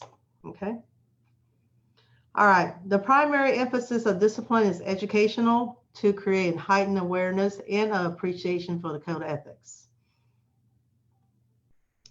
So, to file an arbitration request, arbitration is conducted under Article 17 of Code of Ethics and under state arbitration status, if any. Okay. Article 17 provides the arbitration occur under the following circumstances: a contractual or specific non-contractual dispute as defined by standard practice on 17-4. Y'all have all these articles that was emailed to you. Take a look at it. So it's also between realtor principals, arise out of a relationship as realtor. So client also may arbitrate with their realtor principal, just so you know. Grievance committee and arbitration, what they're going to look at it is there an arbitratable issue, that is a money dispute, typically concern which realtor is entitled to the cooperative commission in a transaction. So for example, there was one case that was very recent where my agent had a buyer brokerage agreement with the client. Not only that, I had a listing brokerage with a client. Sold a home. It was through with one of those iBuyer program. And of course the iBuyer said, hey, we want you out in 2 weeks. The lady is pregnant, so she's stressing. And so she knows more than just one realtor. Y'all know that, right? Everybody knows at least 5 realtors, okay? And so she put a fielder out and said, I need a house in 2 weeks. So even though she had a buyer brokerage agreement with my agent, made an offer to a property, then turned around, went to another agent friend of hers who showed her a different property she liked better, and she went ahead and put a contract on that property as well, and turned right around and canceled ours on a buyer side, and and basically move forward with the other one. So if I was a broker of the agent who had the first contract, is there an arbitratable issue? Not really, because there's two folds, okay? One of it, in a buyer broker agreement, the agent put 0 commission on the buyer side, okay? When y'all put 0 commission, you're basically working for free, bottom line, okay? If the client wants to switch agents, they can do that at any time, okay? And because we're not a procurement cost for the second offer, we're not the procurement cost, bottom line, okay? So even though the buyer has a brokerage agreement with me, but our brokerage, but because there's a $0 attached to that buyer brokerage agreement, there's nothing for us to pursue. Whereas the other agent at the time knew the buyer was putting feeler out, knew that we sold her property, okay? But the buyer also told that particular selling agent that she does not have buyer brokerage agreement. And her comment to me was, I didn't realize that's what I was signing. And granted, you know, denial is not just a river in Egypt, but the fact is, because in our buyer brokerage agreement, we put 0, there's nothing to pursue, okay? So therefore, we're not entitled to cooperate commission in that particular transaction. So every transaction is differently. You have to look at from point A to point Z to see what the events are. So anyways, and I know it doesn't sound fair. A lot of you realize, you know, but I spend my time and showing her the house, blah, blah, blah. Well, the problem is that if you don't write your buyer brokerage agreement correctly, you may end up with nothing. So that's my tip for today. All right. So arbitration hearing panel, they conduct full due process hearing. It's comprised of a member from the Association Professional Standard Committee. And after a hearing, panel decide which party is entitled to to the award based on the preponderance of the evidence. Okay. Any questions? I know sometimes it's hard to get clients to sign certain things, but if you are doing a purchase and sale at the time, attach a buyer brokerage agreement with it. Okay. Get your paperwork in line, y'all. Have all of it in line. So if they want to do the purchase and sale and sign off on that, they will have signed your affiliate business disclosure, if your company has wire fraud instruction and a buyer brokerage agreement, alone shoot them the brochure at the same time. Okay, so they can't say, I did not get the entire package. Get it in one shot if you have one of those clients. And that was one of the questions in the chat. So, all right. So payment arbitration award. An unpaid award typically may be judicially enforced. Some associations require that award money to be deposited with the association, pending review of the hearing process or during a legal challenge. Understand, y'all, when you are challenging these, you first have to talk to your broker, because it's the brokerage that has to file the complaint, not the individual agent. And the broker may, depending on your policy, may have that commission split half and half. Okay, so don't think that you're going to get all of it, because your broker is going to have to retain somebody if it gets to that point, to where it become a issue. Okay, so but that should be kind of like, if I can't sell your house, I'll buy it. It all has to be outlined before the agent and broker decide to move forward with this. Okay. All right. Okay, hang on one second. Is he on? How do I look up?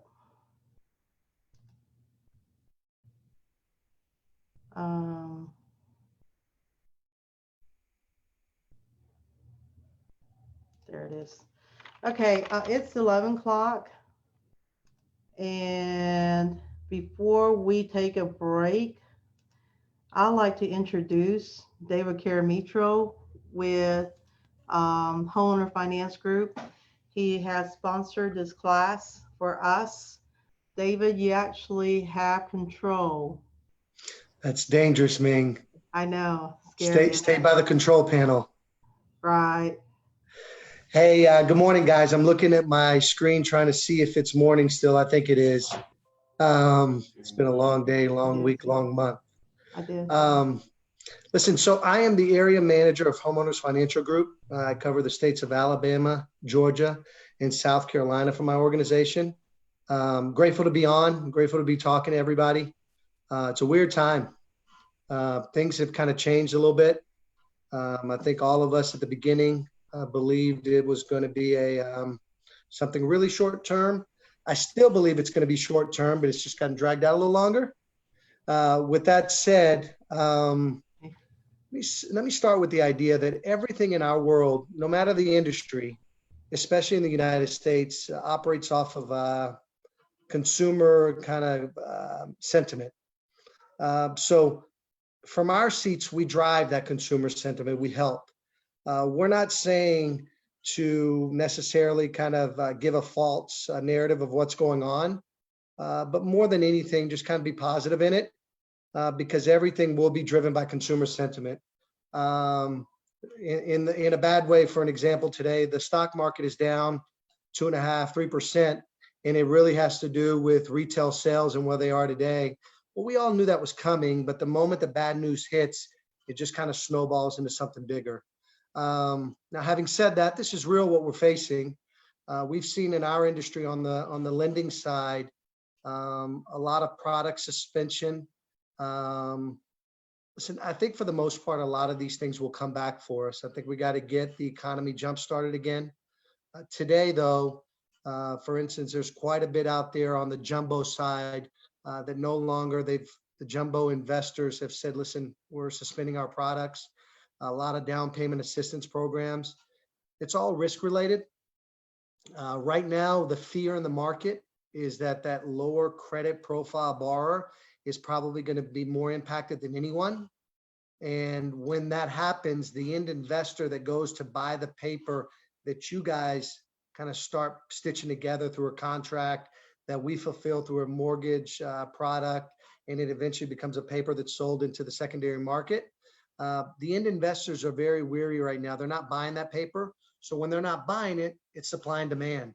Lenders can't necessarily go and create that 605 FHA credit score deal because there's nobody on the back end really buying it. Again, since maybe Friday of this past week, though, we've seen some liquidity been put back into the market from Ginnie Mae, and Ginnie Mae is who runs FHA and VA. They are the ones that are going to kind of spearhead our recovery. So Ginnie Mae's kind of put the foot forward first. Fannie and Freddie will follow. And what that means is if they're injecting liquidity into the market, we're going to start seeing things come back as far as what products have been suspended. Now, I'm going to be honest and brutally honest, I guess, to whatever degree. I don't think you guys are going to see for a little bit your 580 manual deal come back, here in the coming months. But I do believe that we're going to land here in the coming months back to probably about a 620, anywhere from a 620 to 640 on the FHA side. It's really going to turn into common sense deals. I think in a very good economy that we were in before this thing kind of hit for us and kind of pulled the handbrake, it's something to take risk on those deals in a very good economy. But when things have shifted a little bit, it's a different ballgame to try to take that same risk. So again, I think things will come back. I think you guys will drive that. I appreciate the effort and the work that you guys are doing out there. It's not easy. We're all adapting to different times and working from forums like this, Zoom. It's surreal. If you guys go to the grocery store, it looks like a bunch of bank robbers in there. But that's what it is right now. That's what we're facing. So I'm here to help. Ming and Alan are great to be kind of facilitating this through the channels that they're able to. If I can help you in any way, feel free. I'll give you my number. If you have questions to want to dive deeper into this, I'd love to go deeper with you. I can give you my cell phone number. Feel free to call me. It's 404-513-4110, 404-513-4110. I saw a question come up from Victoria. Victoria, how are you, hon? It's good to see you on here. Georgia Dream. Everything, again, there is no timetable, no different than what you're hearing from the government in regards to opening the economy and opening kind of the stay-at-home restriction. Georgia Dream, same way. There's no timetable. I want to believe as things settle down, that will come back onto the table as of midsummer, maybe early summer. But everybody, honestly, is taking a swing at that right now. There are no definitive answers. We just got to get out of this rut, get this thing opened back up. And I think things will slowly start trickling in. But you guys drive this. You drive customer sentiment. Again, I'm not looking for anybody to be fake in what we're going through. It's real. But I also don't want to say the end of the world. We've been through harsher and harder things in the economy and in life. And this is no different. It's a moment in time. We're going to figure it out and we'll come back out on the other end. Hey, David, somebody asked, is there just a interest only loan at this point? And what kind of credit score? Nope. Okay. No credit. Yeah, there isn't. Right now, it's going back to being a little bit more vanilla. Listen, it's going to be different per lender, and it's how they're seeing the risk out in the market. You have lenders that'll go still as low as 620 on a government deal. FHA. Yep.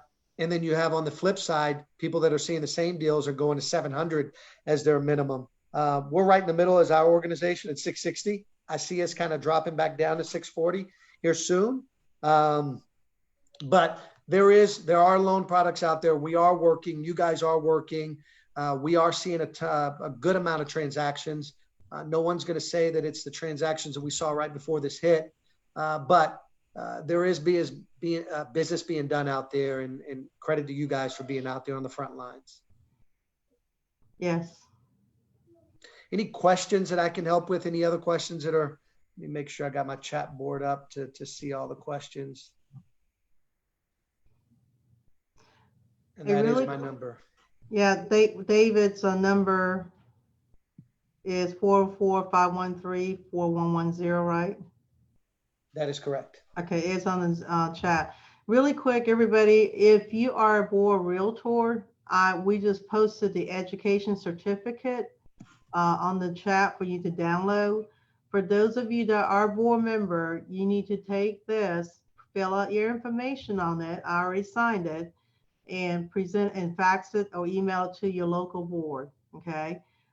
You will, for the non-board member, you will get 3-hour credit CE, but you don't need a certificate. Okay. The certificate is only for realtors only. But as far as the loan goes, David, what kind of recovery time are you looking at to kind of things back to normal? And I know Chase right now is doing 700 credit score minimum for their client. And I think David put it really nicely yesterday. How did you say it?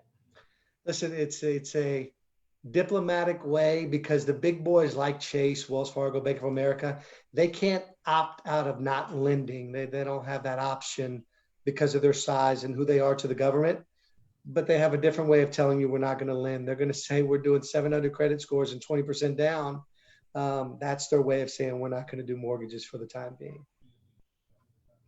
And as far as you that can't download a certificate, that's fine. You are registered with Zoom. For the one that are registered with Zoom, we will send a copy of certificate to you.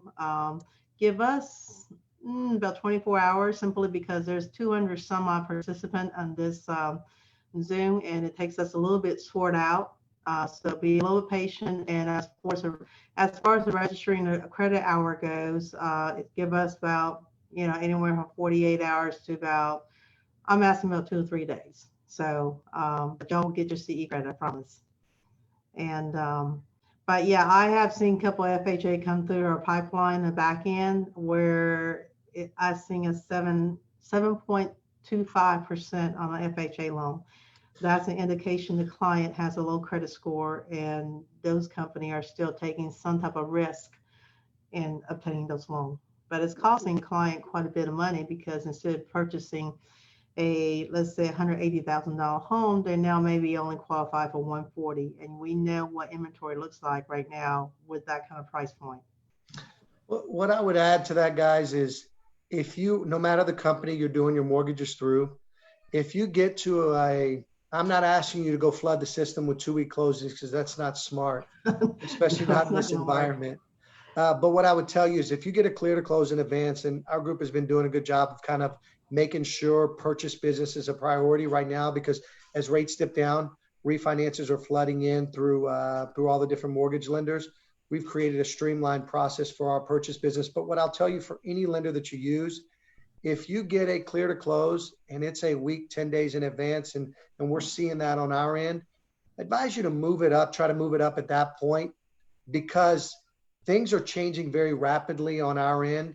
And a loan that you have a clear to close on, it could be a deal that doesn't close 10 days later. Now, I'm not dooming and glooming that, but it's reality. So make sure that if you are at a clear to close and all parties can kind of come together and move it up, go close your deal. Don't wait on that, because you never know what's going to happen. And we're not getting heads up. This is, I compare it to an exploding house. If a house is exploding, there is no heads up when it explodes. It explodes. So for us, when a lender or when an end investor comes into the picture and they say, hey, listen, nothing below 660 effective immediately, it is right that moment. So a lot of lenders, and we've heard the horror stories, and I'm sure you guys have heard some of it, where at the closing table, they're turning around telling a client, sorry, we can't fund your deal. So if you got it clear to close, find a way to move it up. Do not move it up until you have it clear to close. But yes. And the reason being is that the lenders are doing verification employment at the last minute. We have one that we were supposed to close that morning. Well, when the lady woke up, the client woke up that day, she lost her job. We couldn't close. And guys, on the note of losing jobs, there's a practice going on right now, obviously, and you recognize the terminology, furlough. Yep. For us, a furlough is we can't do a mortgage, and not just for our organization. These are federal lending guidelines across the board. So if someone's furloughed, they're not, that's a tough word. They're not turned down. They're suspended for the time being. So if we have a clear to close loan and somebody gets furloughed and we're going to do a verification of employment the day of closing, that transaction pauses until they can return back to work. Now, there are some folks that are also returning back to work with a 50% decline in their income. It's kind of the handshakes that are happening with organizations and employees just to kind of stay afloat. We have to, again, we being the industry, has to qualify them based on that 50% decline. We do not qualify them on their actual income before the furlough. So just a friendly kind of bit of advice. Yeah. So if you have it, close it. Move it today. Okay. That's it. And I can tell you right now, the attorney will be more than happy to accommodate you because they're getting rejection of loans last minute, basically dead deal after the paperwork's already been sent to the closing attorneys. So, all right. With that said, do y'all have any other question for David? If not, I'm gonna let y'all take a 10 minutes break and resume back at 11:25. Good? Thank you, guys. Okay, Keep the thank good fight y'all. going. I'll see you in a few.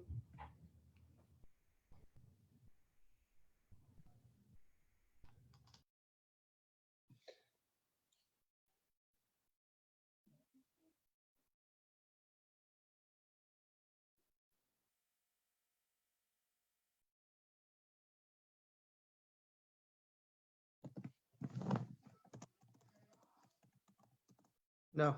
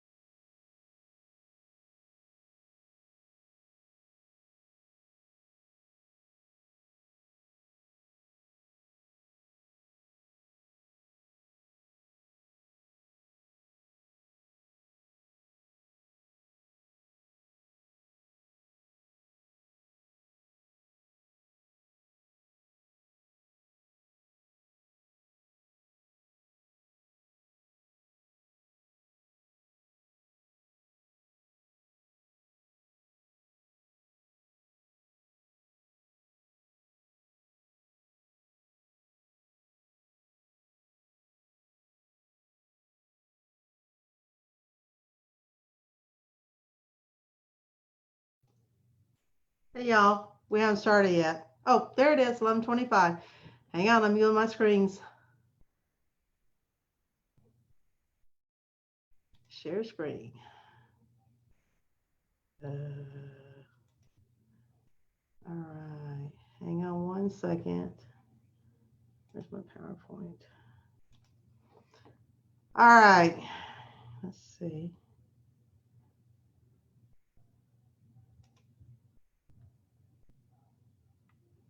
Is the screen sharing, Ellen?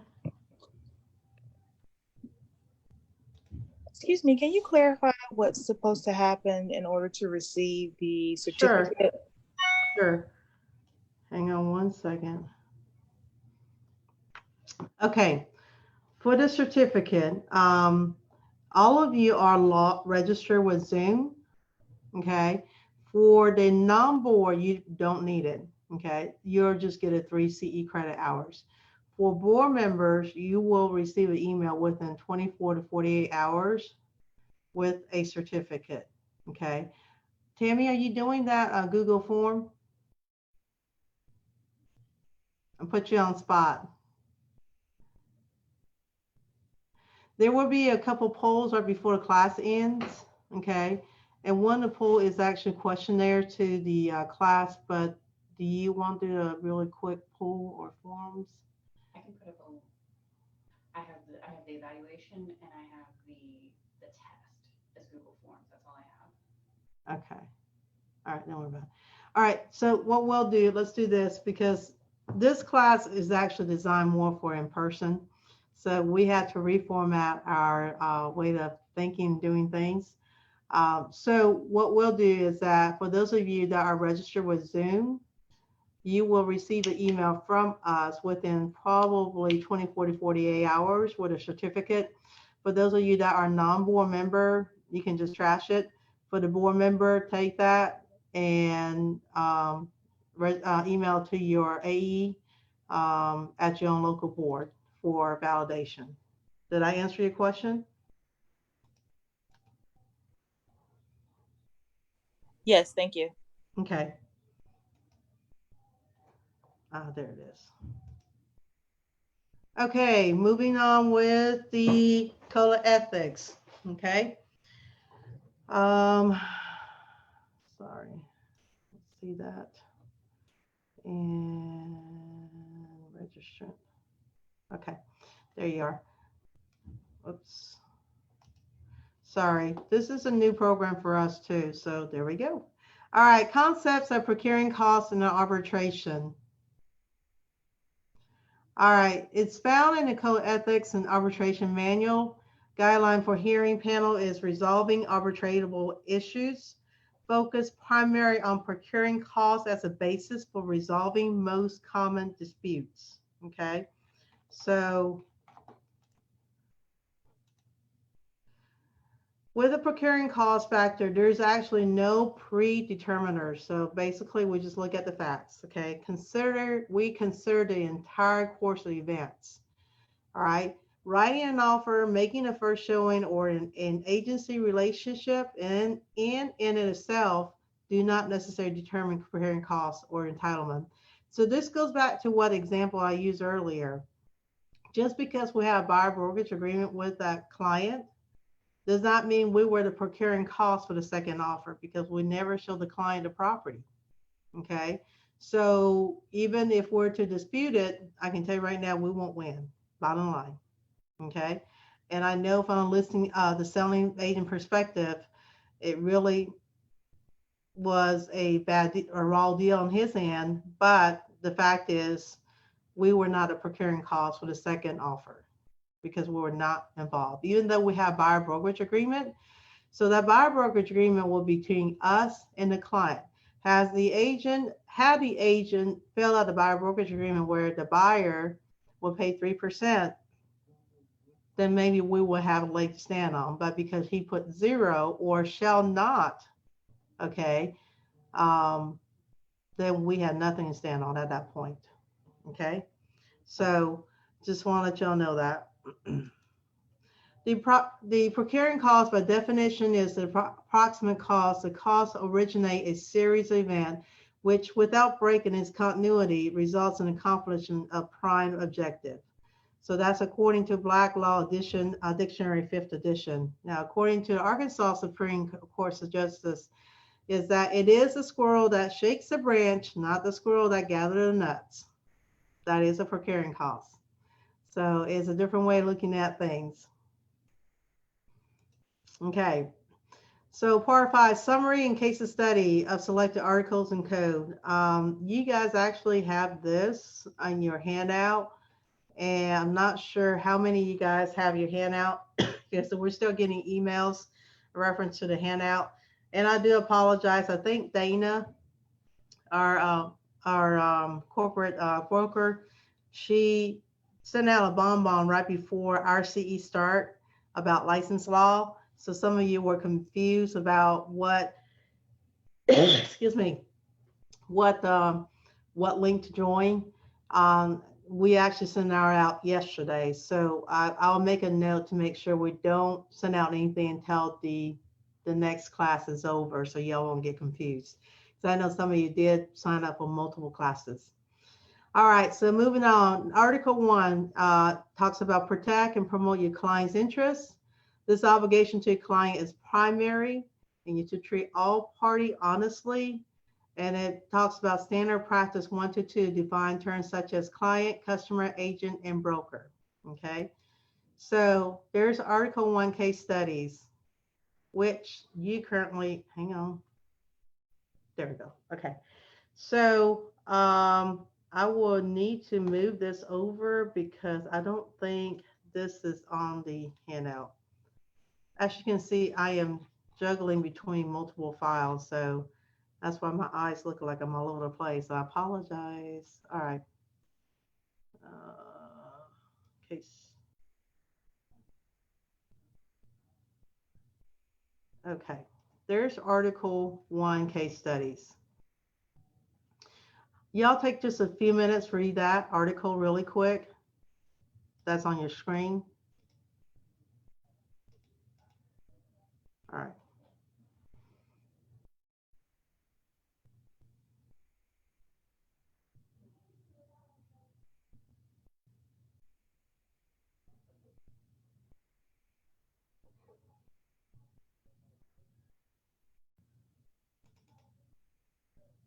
Oops, sorry.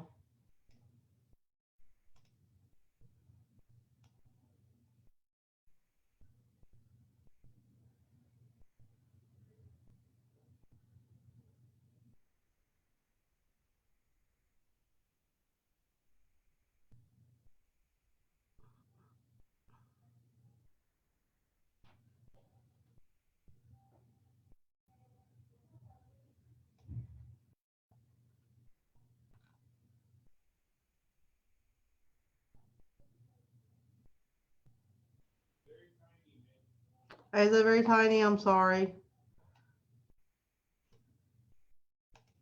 Whoa. That better? All right, I'm just going to read it. I was trying to save my voice, but oh well. All right, basically, Realtor Leo is a sales associate with Done Right Realtor. To promote Done Right in-house listing, the firm principal offer a $1,000 bonus to the company's sales associates for each listing sold. Dr. Newcomer, a recent transferee to the town, entered into a buyer representation agreement with Done Right Realtor through Realtor Leo. So Dr. Newcomer explained that he has specific needs, foremost of which is that any home he purchased must be convenient for a readily accessible to Dr. Newcomer's spouse who is physically challenged. Part of my wife's physical condition program is swimming, said Dr. Newcomer.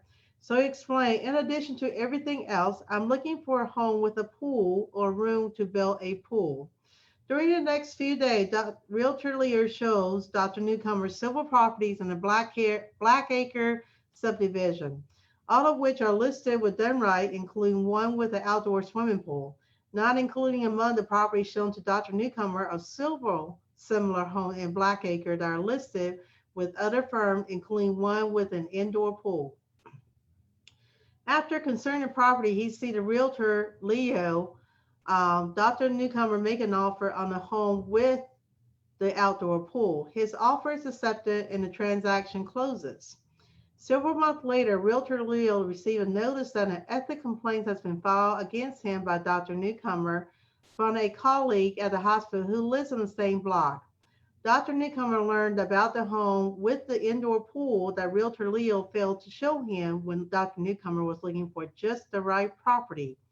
The complaint alleged that Realtor Leo put his own interest in those of Dr. Dunright ahead of Dr. Newcomer's interest by exclusively promoting Dunright listings and by not telling Dr. Newcomer about the similarly priced property with indoor pool. Dr. Newcomer also said in a complaint that he believes the unshown property suit his family need much better than a property he did purchase, because his wife would have been able to use the pool all year long. The complaint spelled out that Realtor Leo received a bonus for selling one of the Dunright listing to Dr. Newcomer, and that Dr. Newcomer believed that Realtor Leo failed to tell him about the house with the indoor pool was motivated by Realtor Leo's desire for the bonus. During the hearing, the Realtor Leo defends his action, explaining the property rarely meets all of his potential purchaser desire, and that he made Dr. Newcomer aware of several properties that met most of his requirements, including one property with an outdoor pool. Realtor Leo goes on to say Dr. Newcomer must have been satisfied because he ultimately purchased that home. What do y'all think about that? Sorry, I got to move some stuff around. Let me do this. So the first question is... That's a really tough... So when questioned by the hearing panel, Realtor Leo acknowledged he knew about, but did not show the house with the indoor pool to Dr. Newcomer. He concluded that a year-round indoor pool was better suited to family need with a seasonal outdoor pool. He also admitted the fail to tell Dr. Newcomer about the house with the indoor pool was, at least in part, motivated by the prospect of bonus offered by his firm. But, he argues, aside from the indoor pool, the house is no different from the one Dr. Newcomer bought. So, Dr. Newcomer's requirement was that because his wife's physical ability, that he needs a house with a pool. And, you know, it's not our judgment call, say, whether or not an indoor or outdoor pool is best suited for the individual. So, anyways, I just think it's kind of funny that he thought he knew better than a doctor. So, anyways, question number 1, Realtor Leo obligation under Article 1 calls for him to check that applies. So, in your chat box, just type in a number, A, B, C, or D. I just want to see what kind of response y'all have.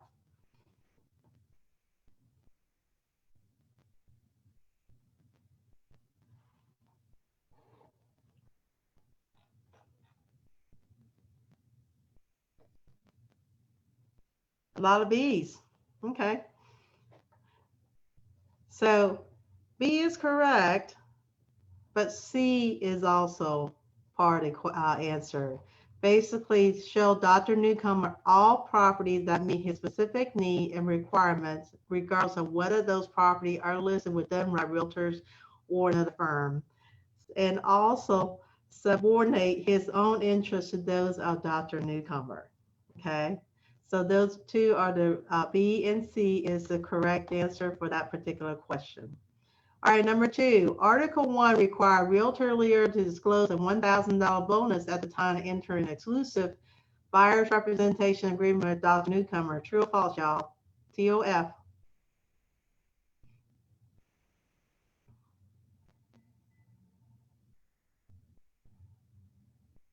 Okay. Actually, it is false. I know y'all like, what?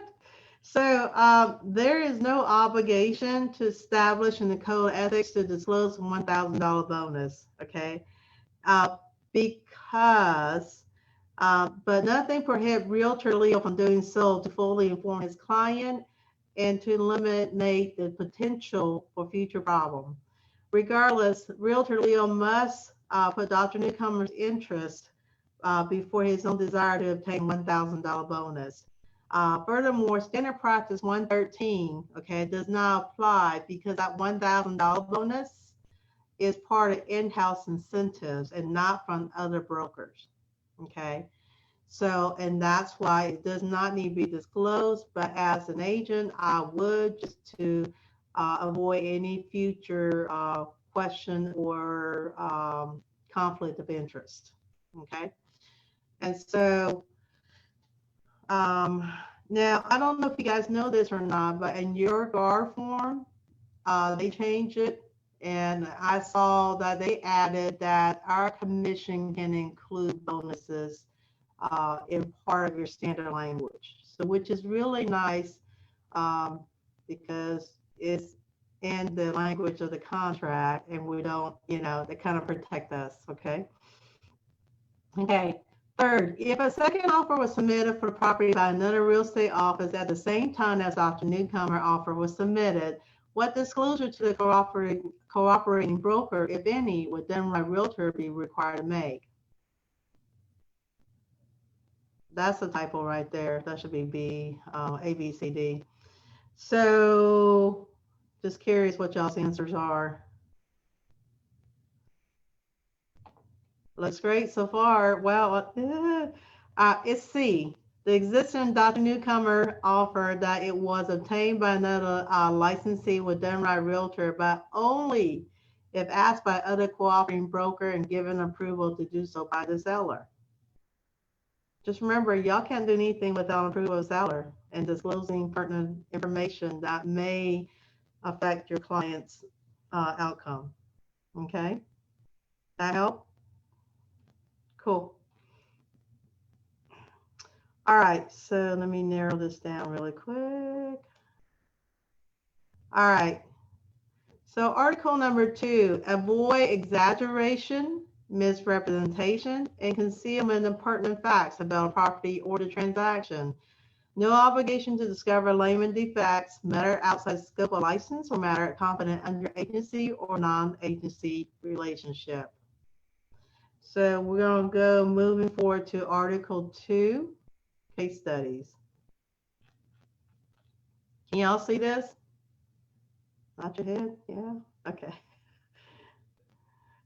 All right. So I'm going to read this because some of y'all may not have the ability to see because some of you guys are calling in. I forgot about that earlier. All right. This is Article 2 case study. Home builder Realtor Dean showed one of his newly constructed house to buyer Bert. Bert sees some kind of construction beginning nearby and asks Realtor Dean about it. And Realtor Dean replied, I really don't know, said Realtor Dean, but I believe it's the attractive new shopping center planned for this area. Following buyer Bert's purchase of one of his houses, buyer Bert learned that the construction actually is a bottling plant, and the area adjacent to it is zoned as industrial. What does that do for your property value? Buyer Bert files a complaint with the board realtor charging Realtor Dean with unethical conduct for failing to disclose a pertinent fact. He said that his complaint that had he known about the proximity of a new bottling plant when he first saw the house, he would not have purchased it. During the ethics hearing, Realtor Dean demands is that he honestly answered Bert's question because at the time he had no knowledge about what was being built. All he knew was that the other developer were planning an extensive shopping center somewhere in the general area, so he simply ventured a guess. Realtor Dean goes on saying that, as indicated in buyer Bert's testimony, he prefaced his response to Bert by saying he didn't know the answer to Bert's question. What do y'all think about that? So, the first question is,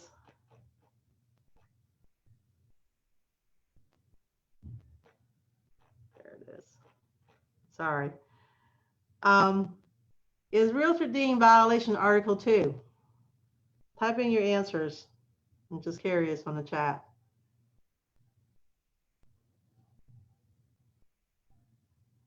Okay. All right. Yes. Because Realtor Dean is obligated to discover and disclose adverse factor that is reasonably apparent to a licensed real estate professional. Okay. You're like, wait. What I'm saying is that if you don't know the answer, refer them to the subject matter experts, okay? Redirect it to planning and zoning. Don't take on ownership of what you think it might be, just like you're not a surveyor. You can pull up CRX tax tool and see what the proximity of the outline of the property is, but that's not a survey, okay? You always have to preface and given its source where you get the information. Otherwise, our client, because we're professional in our industry, our clients can rely on what we say as subject matter expert, okay? So if you met a client, you know that boundary is an issue, always refer a surveyor for them. If you know that environmental, let's say it's a raw land and they want to purchase land to build, guess what?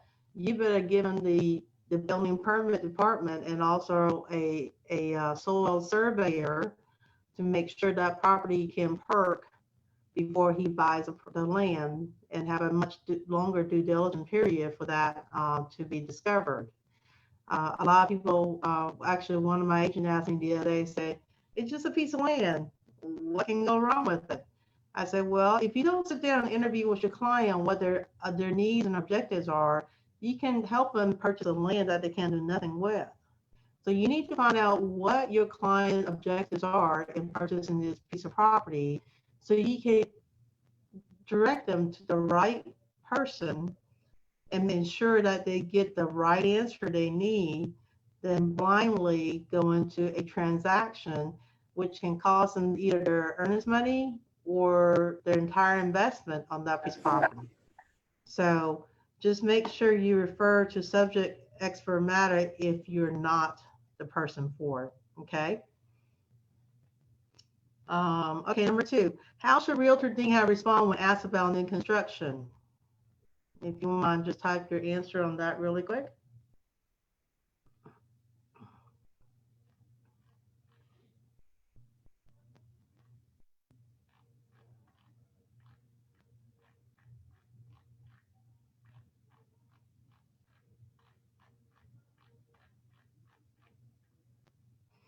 So, okay, a lot of you say B. Yes.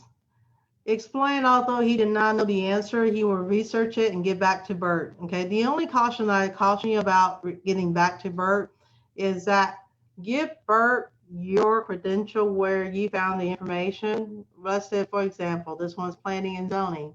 Said, I call, whatever county you're in, planning and zoning, talk to Jessica, who was currently answering the phone. This is what you tell me. Here's her number. Please double verify me. Because what happened is if Jessica's a temp on the desk and you got a temp answer, then that can be an issue. So I always ask the client to double verify me. For the one that has a agenda or a specific need, typically they follow up that themselves as well because they know the investment of that piece of land is more than what it is. Okay. All right. Yes, flood zone. Hey, as a listing agent, all of y'all, please check the CRS tax tool if not go FEMA flood zone because they change that every so often. What houses may be, we had a case where a house was due to the rezoning, about 80% of that house was considered 100% flood zone. Even though insurance will cover it, as a buyer, I would be very hesitant buying that property, knowing that property is going to be flooded. Okay. So if you don't do this during your due diligence period, and both listing and buyer's agent, double check the flood zone because it became an issue. And of course, the buyer lost his earnest money because the buyer did not want to buy a house. That was 80%, 80% of that house was 100% in flood zone. Okay, so make that part of your checking criteria. I saw a note. All right, Article 12, Part 5, summaries and case study. Hang on a second. Let me drag this out. We did that. Article 12 requires truth and honesty in all real estate communication. And Article 12 say, be honest and truthful in real estate communication, present a true picture in advertising, marketing, and other representation. Ensure that your status as real estate professionally is readily apparent in advertising, marketing, and other representation. So now the Article 12 case studies.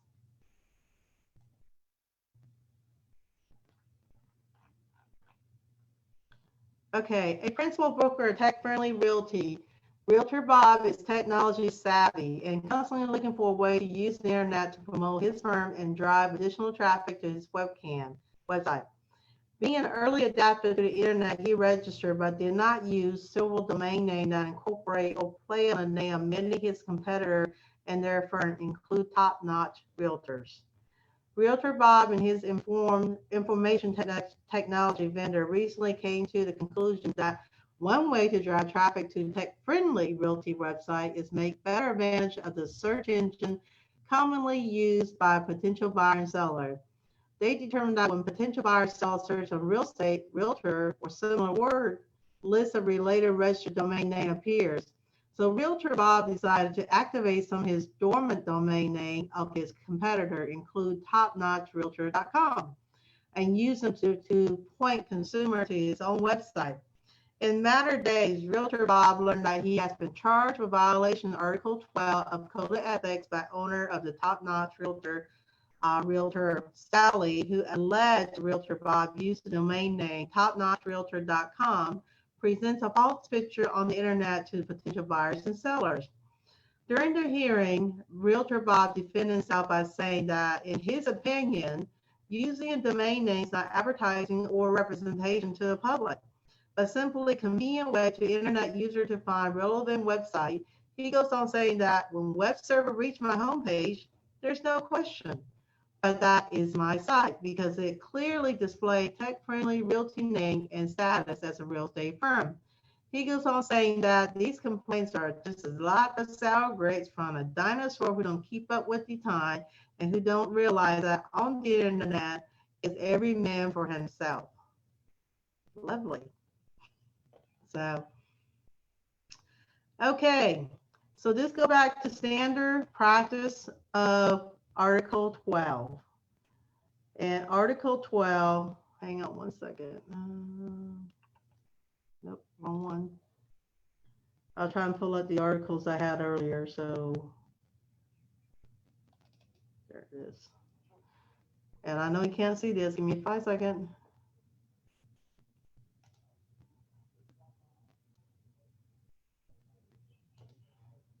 Okay. So Article 12, the first question was, which standard practice applies to this situation? So we're dealing with Article 12.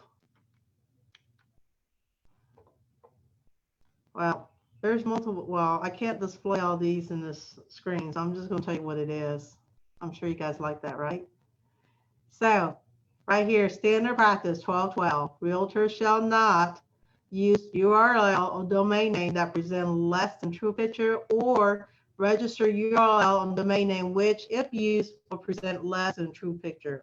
Basically, if you have a website that says ABC Realty Incorporated, okay? If there's a firm called ABC Realty Incorporated, you cannot use a domain name, bottom line, because it is a misrepresentation to the general public that when they search on the search engine, it shows that firm, you know, that's their domain, even though the website may say XYZ Realty, okay? But the fact that the domain name always outruns the actual landing pages or the content itself, okay? All right, and let's see, how do I get back out? There we go. Okay, and has Realtor Bob violate Article 12? Okay, Will y'all put your answer on the chat really quick?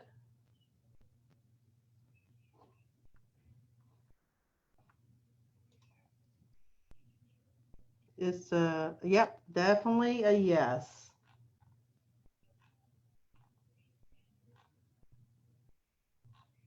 Okay. Let me drag this out. All right. That was our Article 12 case study. All right, moving on Article 17.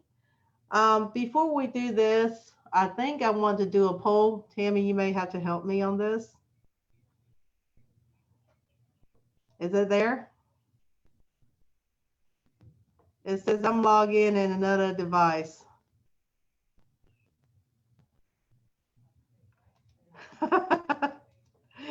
Anyways, okay, let's see if we can figure this out in the meanwhile.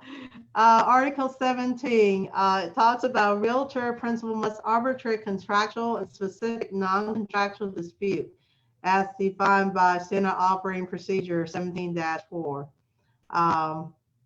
Claim and invoke mandatory arbitration with the realtor principals, and realtor are obligated to cause their firm to arbitrate. So there you go. All right, Article 17 case study. The poll did not go up yet, so don't stress about it, y'all, okay? I was trying to do it, but for some reason, it won't let me, yeah. It won't let me do it. It's all right, we'll get it to you guys. If not, we'll just answer it together again like this one. All right, Article 12 case studies. Realtor Owen spot a dilapidated for sale signs. Oh, hang on before we go there. Okay, there we go. All right.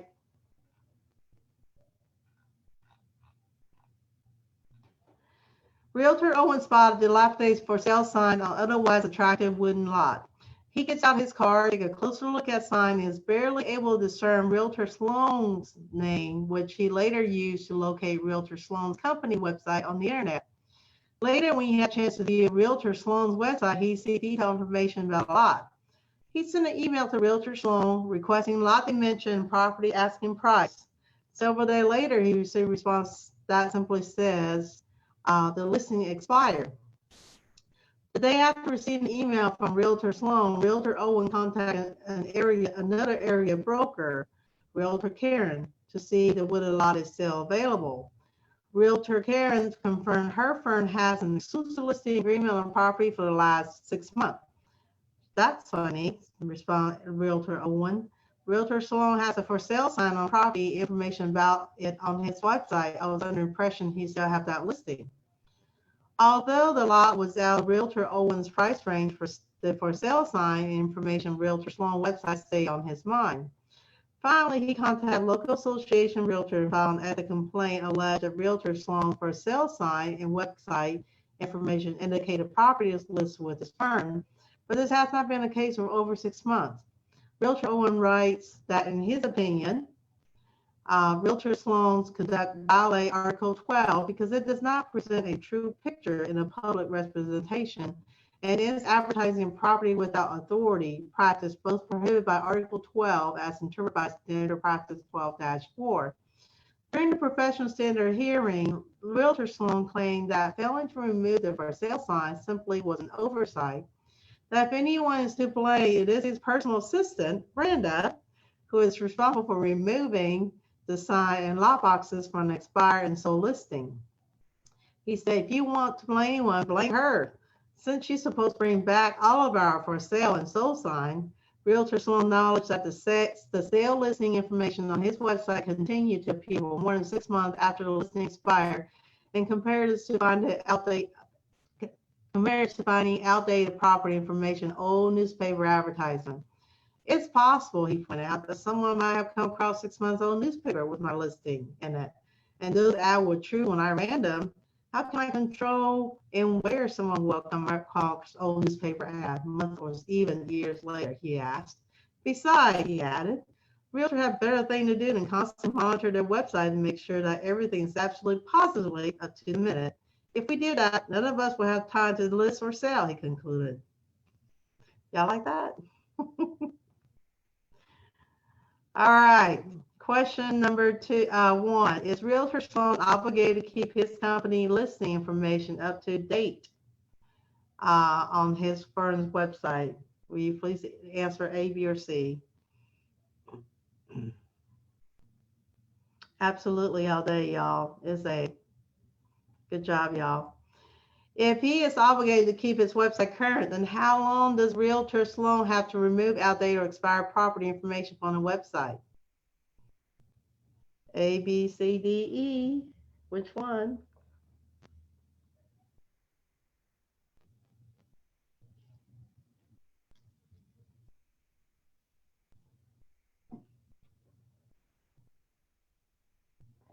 Okay, so the answer is D. Thank you, Alicia. Both B and C. Realtors should use reasonable effort to ensure information on their website is current and accurate. It depends on the multiple listing service and IDX and VLW rules. Okay. When you took the listing, Realtor Sloan received permission from seller post a sign on property and to advertise on his website. Such authority remains in effect even after the listing expired. True or false? That should be an easy one, y'all.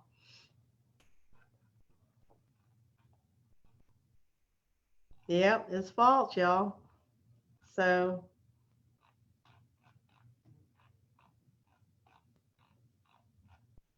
okay, one more case study on Article 17. Hang on. Hang on. Sorry, I was trying to maneuver multiple screens here. All right, Article 17, Realtor Principal. Okay, we talked about that. All right, this is the next study. Realtor Linda Amy participated in cooperative transactions that resulted in dispute over entitlement of to compensate.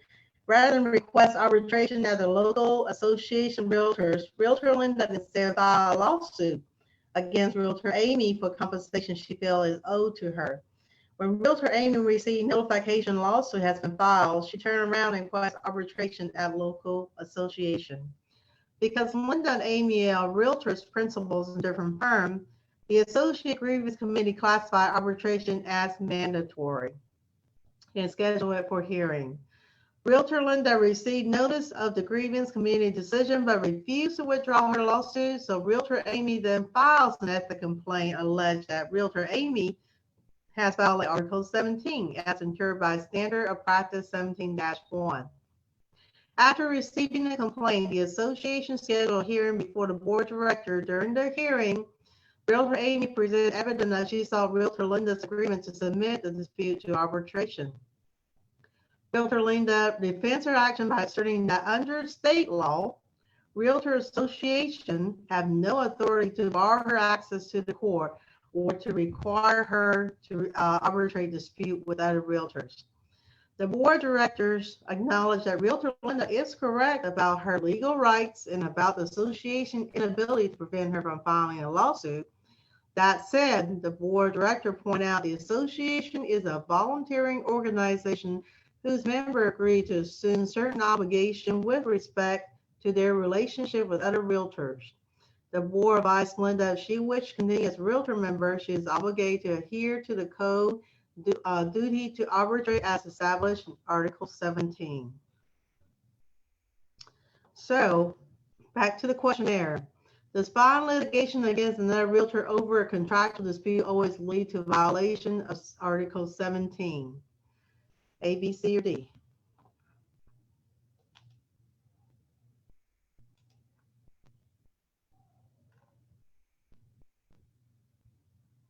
Okay. So far, so good. All right, it depends. It's number C. It depends on whether 1, a request for arbitration has been filed. 2, the grievance committee could determine the matter to be arbitratable and of a mandatory nature. And 3, a separate ethics complaint alleged a charge of Article 17 has been filed. So that is the sequence, y'all. And if you as a realtor refuse to go through arbitration, just know the board member can kick the entire firm out if you don't comply because this is a voluntary board, or your broker may just release you. Those are two options. Realtor may be relieved of the obligation to arbitrate through the local association of realtor when A, B, C, D, or E.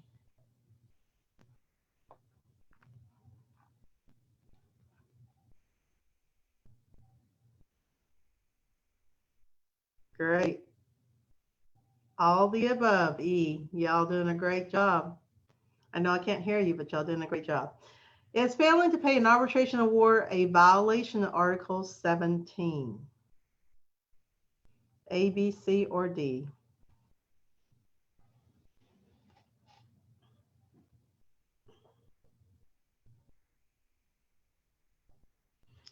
Okay, that one's a little tricky. It's B. Only if a pattern arbitrarily refused to pay arbitration award is established. Okay.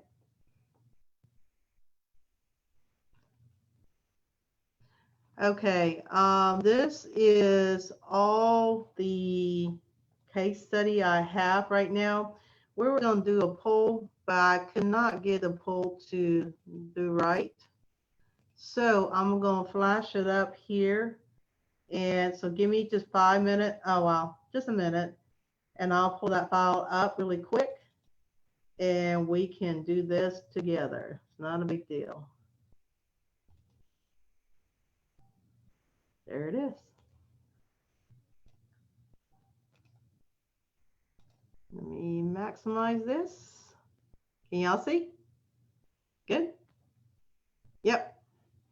That's because I was maneuvering different programs to get to it on the shareable screen. All right, cool. So this was part of the poll, but I can't get a poll to work correctly.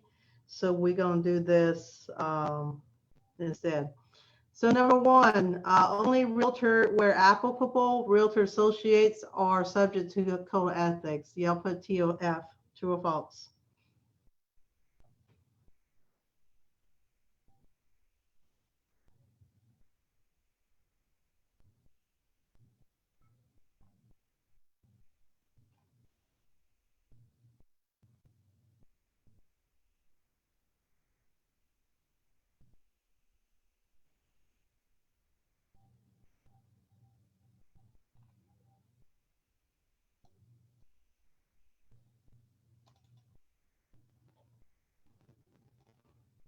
You saw my cheat sheet, right? Anyway, number one's true. The authority to conduct arbitration is established in Article 17 of the Code of Ethics. Okay, number two is true. Very good. When the Code of Ethics and state law conflicts, law take precedence. True or false? That is true, okay? Because we're never going to violate a state law. Matter of fact, our code of ethics is a lot stricter than most of your state law. So it's going to be a rare occasion we have that. The NAR Board of Directors must approve change to the code of ethics. The NAR delegate body must approve any changes to the articles. Is that true or false? Earlier we discussed how each item was moved and in mid-year then it's approved. So number four is true. Thank y'all.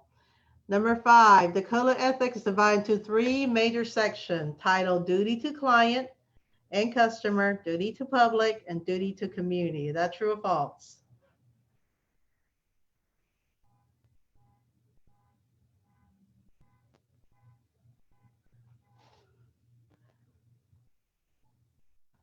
Now, that one is the tricky one. It's actually false, y'all. The reason being is the last one's duty to realtors, not community. Okay, so it's not duty to communities, duty to other realtors. Okay, the standard practice. Oh, what happened to my screen? Okay, my screen just blanked out for 5 seconds. I apologize. All right, the standard practice support, interpret, and amplify their respective articles. True or false?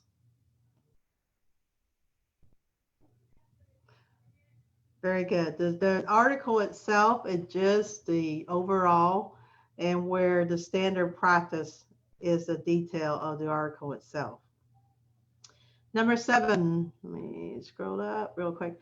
Adopted first in 1913, the purpose of Code of Ethics was to establish a professional standard of conduct for real estate practitioners. True or false?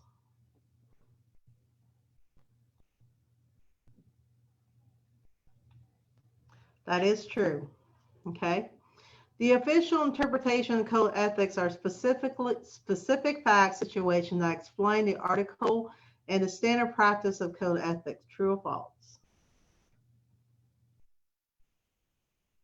It is true. Thank you. Okay. The only realtor may file ethics complaints and make requests for arbitration. Is that true or false?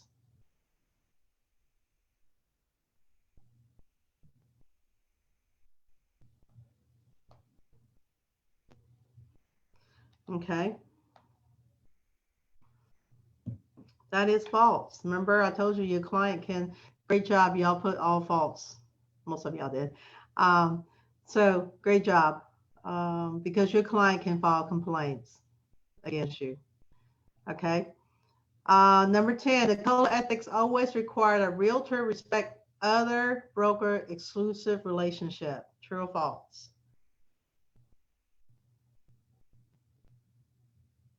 Hey, Dennis. I just saw your answer. So that is true. Okay. The first Code of Ethics was based on license law. True or false? Great job. False. It's the Code of Ethics came first and license law come after. Okay. Procuring costs is a determining factor in ethics cases. Number 12.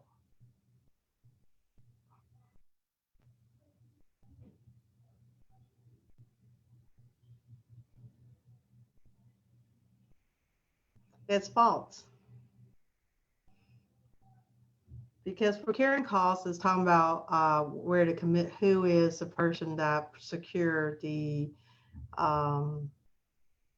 sale, not necessarily in all ethic cases.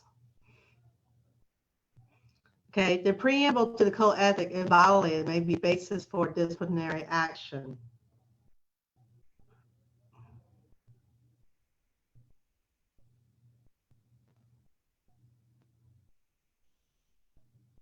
It is false. Okay. Hang on. All right, number 14, the Code of Ethics includes 17 articles that are broad statement ethical principle. True and false. That should be an easy one. Okay, good job. True. All right.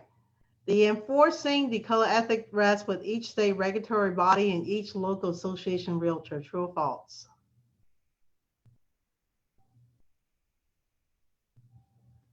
Oh, y'all flunked this one. I'm sorry.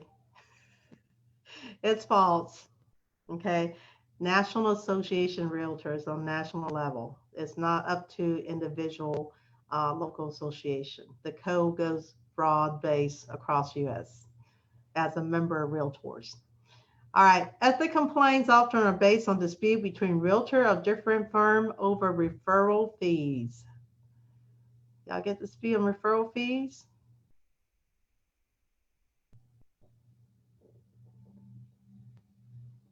Okay. It's false. It's usually over commission. Okay.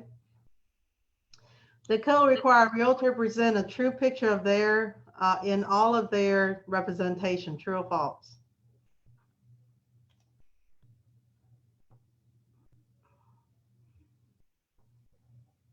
Okay.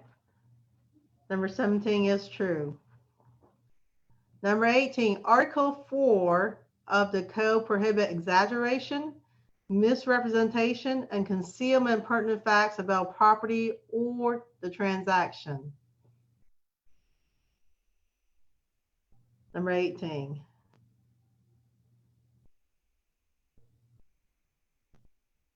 It's not Article 4, y'all, so that's false. That was the trick question. Disciplinary action, ethic hearing. Can somebody type and tell me which article that one relates to? Exaggeration, misrepresentation.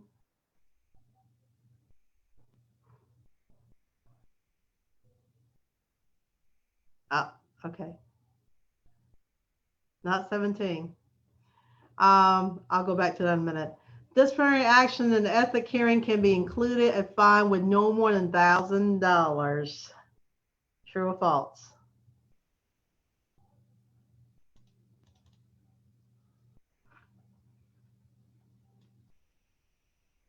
Perfect. So y'all know what the fine is?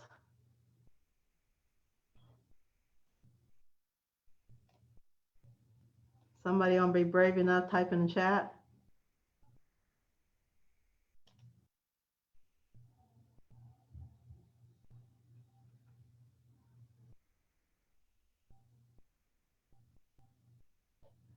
It's $15,000, y'all. Not 100, Sheila, but thanks. 15K, y'all. Okay. Number 20, the standard of proof in ethic hearing is preponderance of evidence.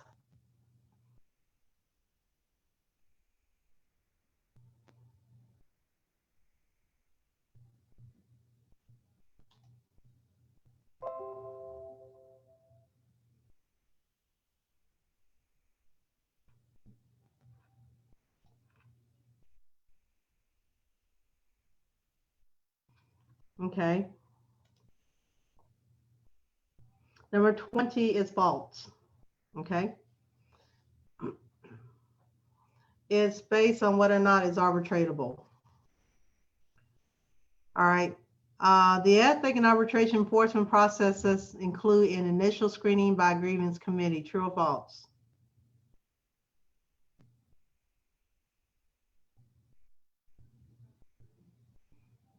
That is true. And number 22, the ombudsman determined, hang on a second, let me move this up. The ombudsman determined entitlement to compensate in an arbitration hearing. True or false?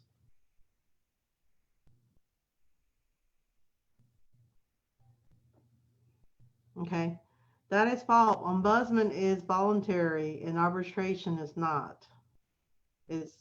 So they're two separate items. Mediation is the preferred method resolution system of the National Association Realtor. True or false?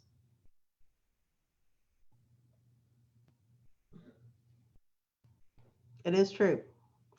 The pathway to professionalism document feature a list of professional courtesies and etiquette that may be voluntary followed by the realtors. True or false?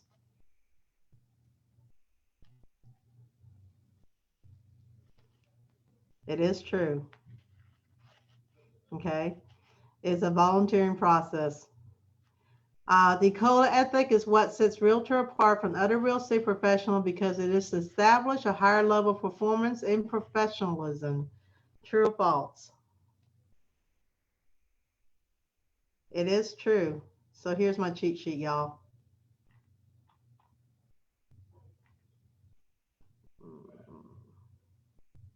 So, and this is pretty much wrap up. We do have an evaluation. I don't know if I can get it out with a poll, but don't worry about it. If we can't, it's not required as we have you register with our Zoom. So this pretty much ends, well, I got a couple minutes. So I'm open up for any chats, questions, and I apologize if Zoom was having some issues according to some of the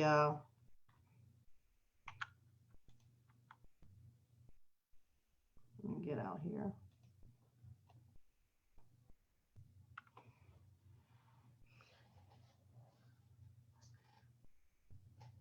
Okay, once again, just to reiterate, for those of you who have participated in Zoom meeting today, you will get a certificate. If you're a non-board member, delete them, okay?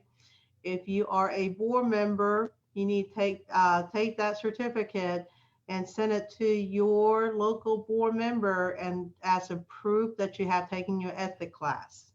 The ethic class now runs every 3 years instead of, used to be 4, went down to 2, and now it is 3. So there we go.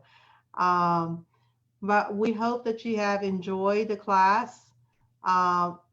If you want any, we will, let me type it out really quick in chat box.